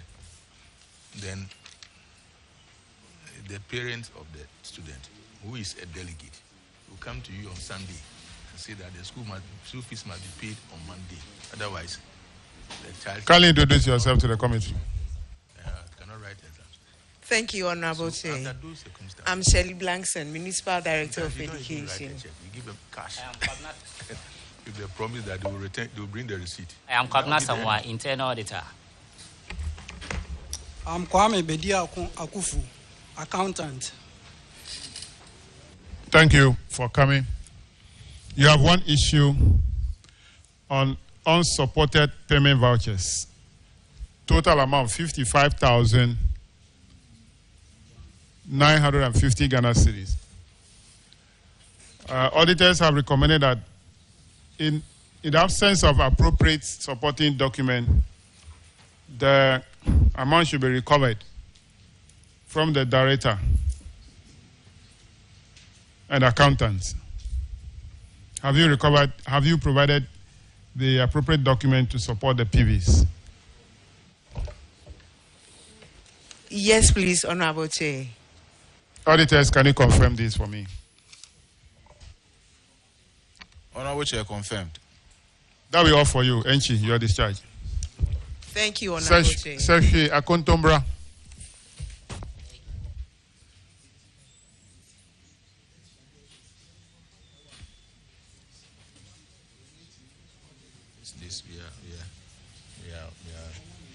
Can you introduce yourself to the committee? Procurement infractions. Maybe if you refer them to the Attorney General. I am Benjamin Esiedu, Secretary Akontomba, District Director of Education. I'm Jan Hayford, Accountant, Secretary Akontomba Education Office. All right, you're welcome. Paragraph 673, Honorable Sophia.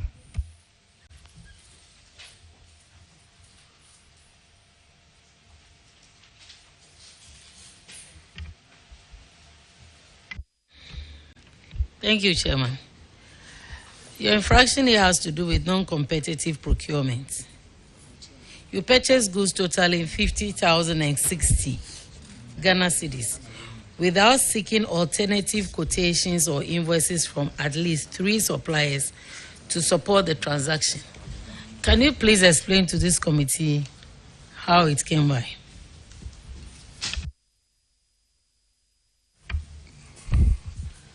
Thank you, Honorable Chair. Please, when they came for the auditing, this thing was realized that we didn't have alternative quotations. So we have been asked to go by the procurement law. So actually we have followed it duly.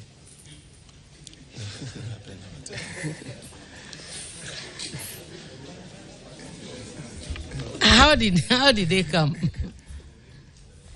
How did they come?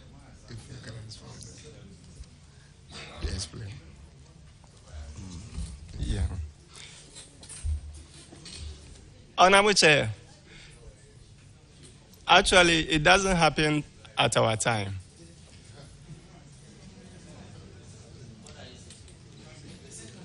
At what time?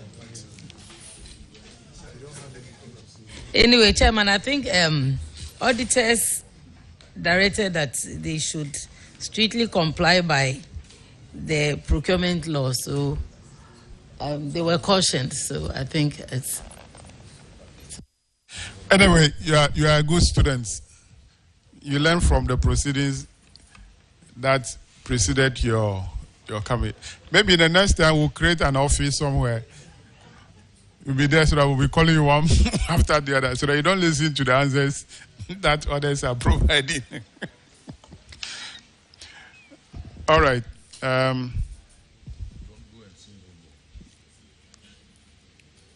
Auditors, can you confirm their compliance? Honorable Chair, during the follow-up, we sampled a number of the PVs on procurement, and we realized that they are now complying with the procurement procedures. All right, so you can go now and make sure that you ensure to comply with the law all the time. Thank you very much. Thank you. Dunkwa Onofin.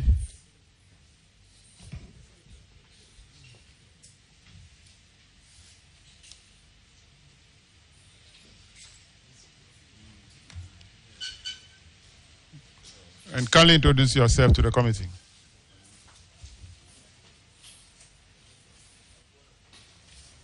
Honorable Chair, I am Anthony Techi, the Municipal Director of Education, Dunko Onofin. I am John Ruru Hamondonko, Municipal Accountant, Dunko Onofin.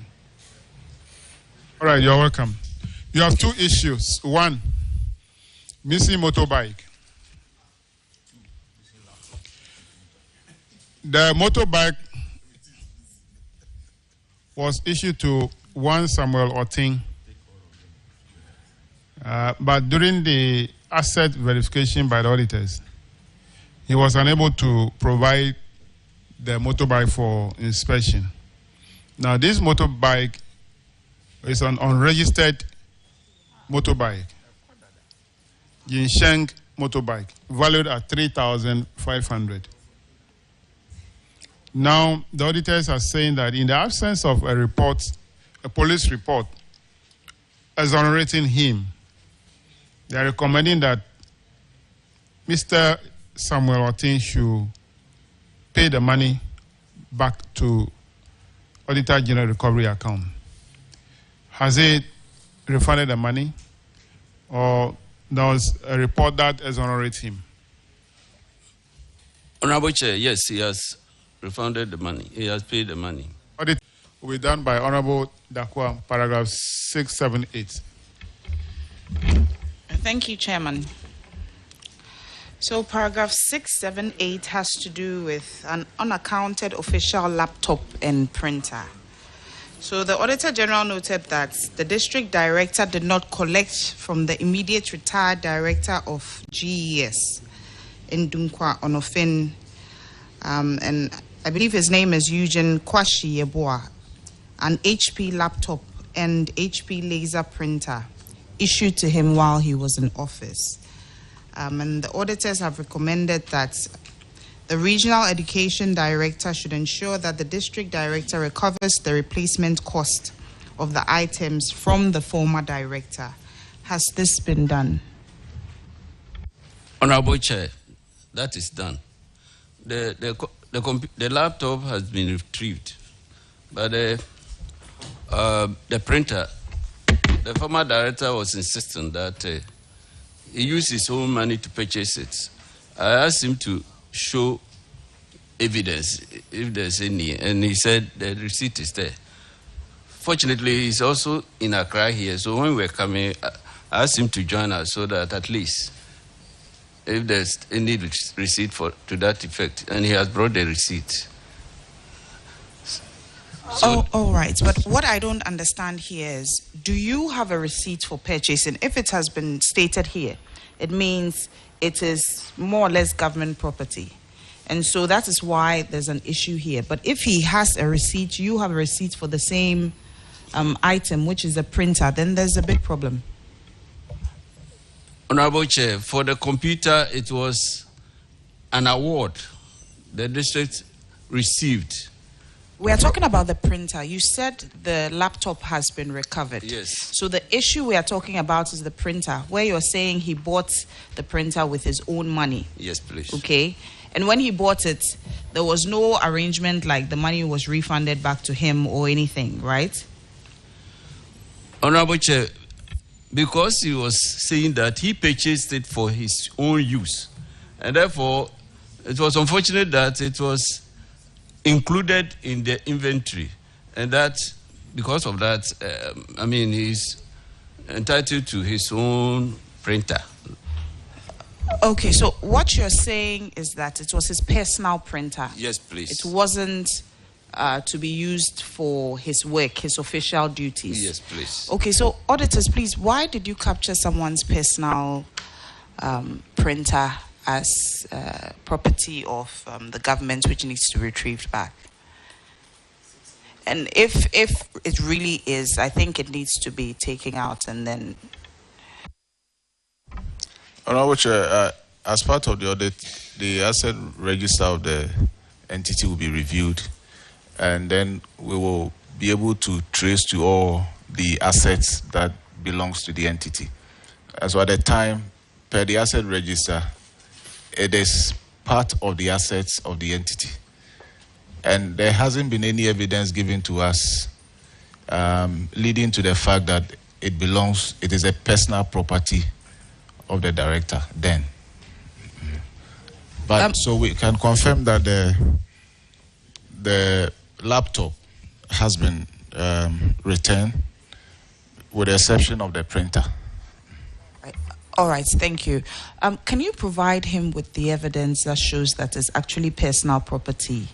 Okay, so it's taken out. But not now. Chairman, you can... Yeah, so when you're discharged, provide the evidence to the auditors that the printer is not the property of government. It's not property of the former director. Okay?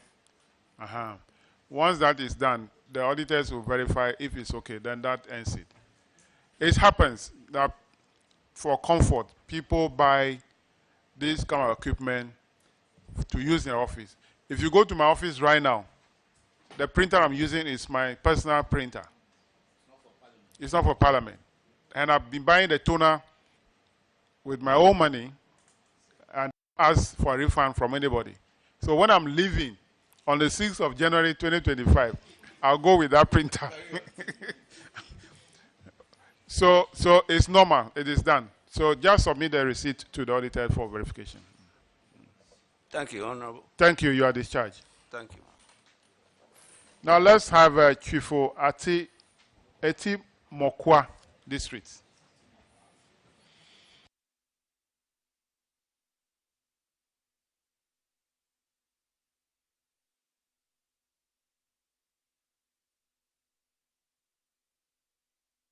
Kindly introduce yourself to the committee. I'm Augustina Takra, District Director of Education, Chifo Eti Mokwa. Lily Lovett Lamy, District Accountant. Thank you for coming. You have our 4 issues. The first one, paragraph 680, to be done by Honorable Akwesi Konedu. Thank you, Chairman. Madam, welcome. This has to do with payment vouchers that were not acquitted to the tune of 60,000 Ghana cedis. These were for various activities and services on behalf of the MP. And you could not support these payments that you made on his behalf with some vouchers to clear them. Have you been able to do that? The payment vouchers have been acquitted with relevant documents and submitted to the auditors. When was that done? That was few weeks ago. Thank you. Is that a few weeks ago? Yes, please. Has evidence of that been shown to the auditors? Yes, please. That is what the external auditors told me.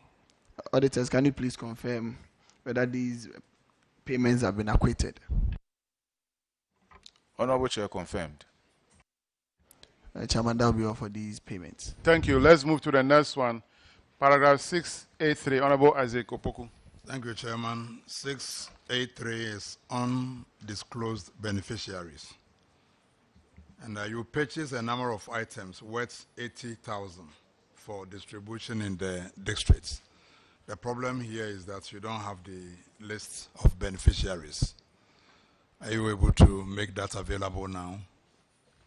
Thank you, Honorable Chair. The list of the beneficiaries have been provided and submitted to auditors for verification. Auditors, are you able to confirm that? Honorable Chair, confirmed. Chairman. The next one, paragraph 685, is on payment into Member of Parliament personal account, 195,000 Ghana cedis. So the auditors have noted that this amount was paid into the District Director of Education's Directorate account from the Special Initiative Fund for renovation of selected basic schools and support for senior high schools in their constituency. Now, this was repaid into the MP's personal account at GCB. Now, according to the auditors, no renovation work had been carried out. They provide the details of the amounts. The recommendation is that the District Director of Education should recover the total amount from the MP and pay same to the Auditor General Recovery account. First of all, let me find out, has the work been done? The renovation work, has it been done?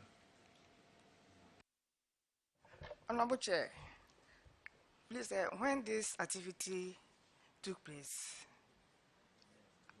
yes, please. I was very new to the environment. Yes, but I've been informed that... Those one you responded vividly. Were you there? No, please. But you responded to them. So respond to this one too.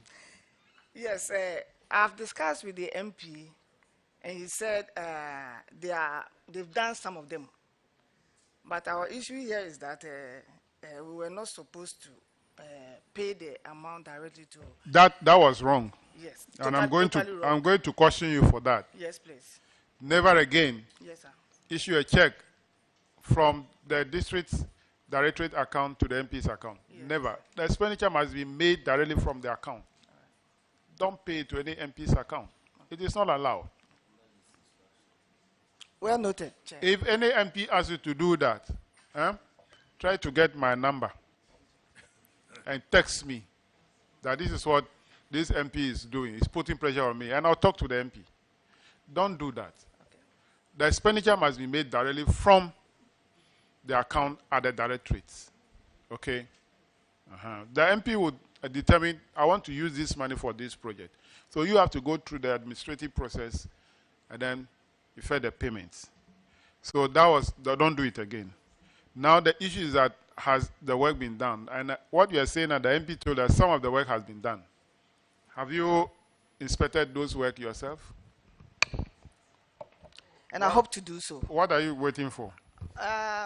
Some of them, I went there, the workers were there, but it's like not completed and not, I haven't been able to finish the rest. The rest I haven't been able to do that. That's why I'm saying that.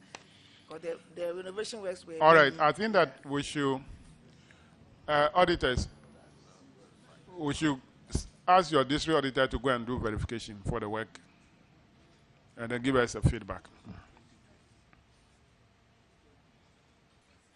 Because you are allowing the MPs to dictate most of these things. There's a procurement that's did not go through the procedure. Now the recommendation is that the MP should strictly comply with the procurement procedure. I disagree with the auditors. MP is not going to incur the expenditure. So he is not supposed to observe or comply with the procurement law. It is the office. So recommendation should be that the district education office should ensure that the procurement law is complied with, not the MP. Because the MP is not the one. He is to give instruction that use this money to do A, B, C, D. So auditors, this your recommendation should rather go to the office but not the MP.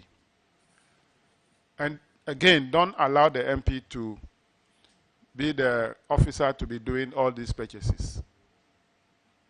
Thank you, Chair. All right, so that'll be all for you. You are discharged. Thank you. KJB. KJB.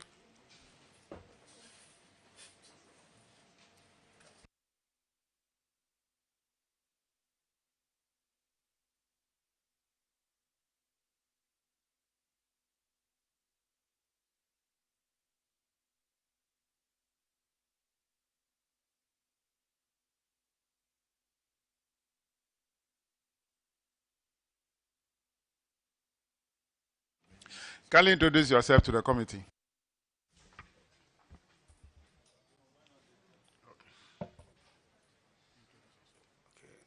I'm Gabriel Amesu. This is accountant, KJB Education.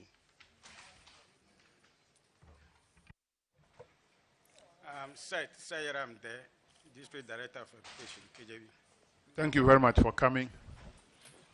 You have only one issue, paragraph 689. It involves unearned salary. And according to the auditors, the amount of 72,759 Ghana cedis, 32 pesos, was paid to Mr. Krampa Patrick Wisdom, a head teacher at Ahamansu LA Erishad Primary as a project assistant. However, management validated and paid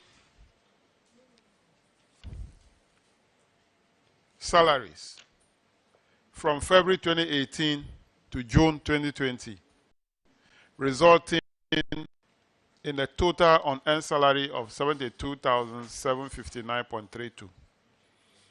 Auditors recommended that the regional director should ensure that the district director of education recovers the amount from Mr. Patrick Wisdom Krampa with interest and pay same to the Auditor General Recovery Account at the Bank of Ghana. Now, failing which, the amount should be recovered from the district director and the validators. Director, have you been able to recover the money from Mr. Krampa? Nothing has been recovered yet. But these issues happened before I came. And when the audit report came, I wrote to Mr. Krampa, asking him to make refund of the amounts received. He sent a reply with some documents telling me he has not taken any unearned salary, so he was not going to pay anything. I invited him back to the office again. Myself and the accountant and the HR, we dialogued with him and made him to see a reason to pay. We reported same to the regional internal auditor who invited us, and we had some deliberations with him. When the letter came, invitation came, we invited him again to the office. He agreed to come and see us to make some roadmap so that he can start paying. Since 3 days ago, his 2 lines have been off. If you call, he will not respond. So that is where we are now. Thank you. So now his initial position that says that he did not receive any unearned salary has changed. Yes. He has now accepted that he received the salary. Yes. Good. But he's no more at GES. He works with the Youth Employment Agency now. At Dambai. At Dambai. The regional office. Yes. I think this one, I will advise that as soon as you get back, let the police pick him. Thank you very much. Unless he ran away from Dambai. He cannot run away. Thank you very much, Mr. Chairman. He wants to prove difficult. Let the police pick him. Let them lock him. He should be bailed. Then the process will trigger from there. Thank you, Mr. Chairman.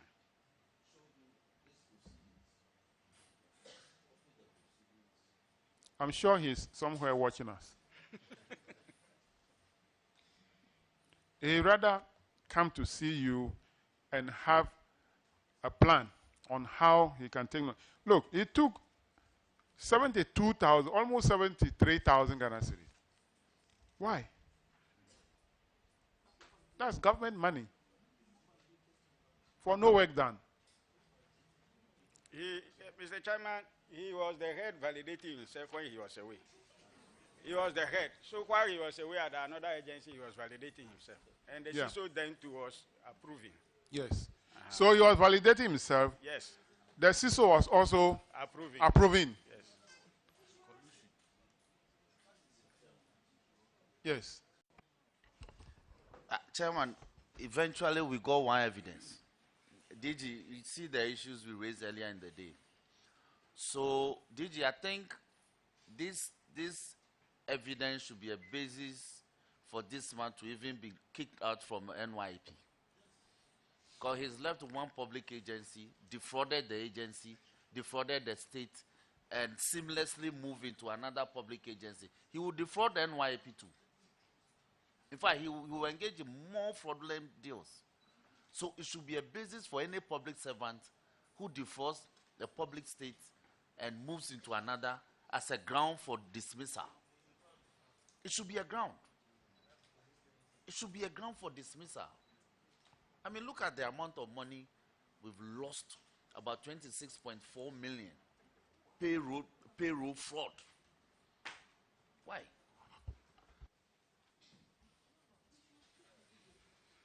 All right, so that is a directive from the committee.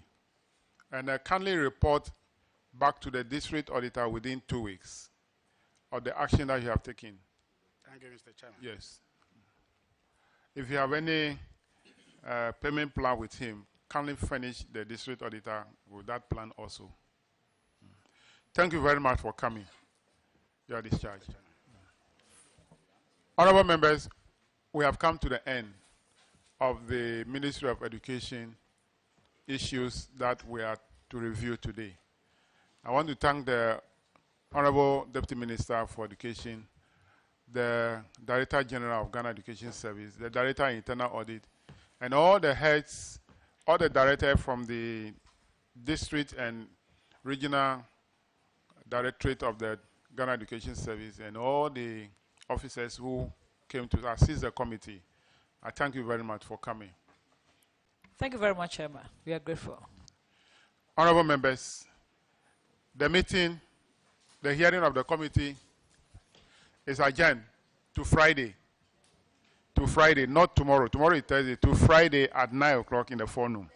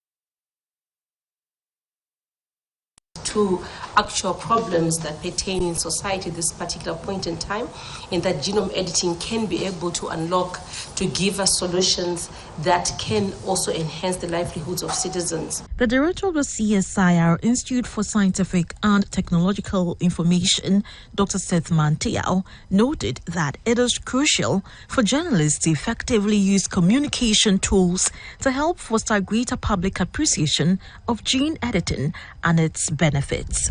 Let me express deepest appreciation for the choice of Ghana as one of the African countries selected for the AUAD NEPA genome editing project. The choice of Ghana, in my opinion, is an indication of our belief and commitment in pushing the frontiers of integrating output of modern biotechnology to build the resilience and sustainability of our food systems to make Africa food secure. Presentations were made on the dynamics of reporting science and the necessary elements that could help bridge the gap between the experts and the public, which can be applied in communicating about gene editing. Experts say because of the impact of gene editing on transforming agriculture, food, and medicine, it is imperative that communication about this technology is dealt with cautiously to carry the public along in order to avoid misinformation. For GBC News, Ofriwa Dakon reporting. 12 students of the University of Ghana Law School have been awarded scholarships by the Lebanese community in Ghana. According to the Lebanese ambassador to Ghana, Mr. Maha Akea, the gesture is a significant step, and Lebanon. QTJ reports. In Accra, the deserving student, made up of 9 females and 3 males, were presented with special packages.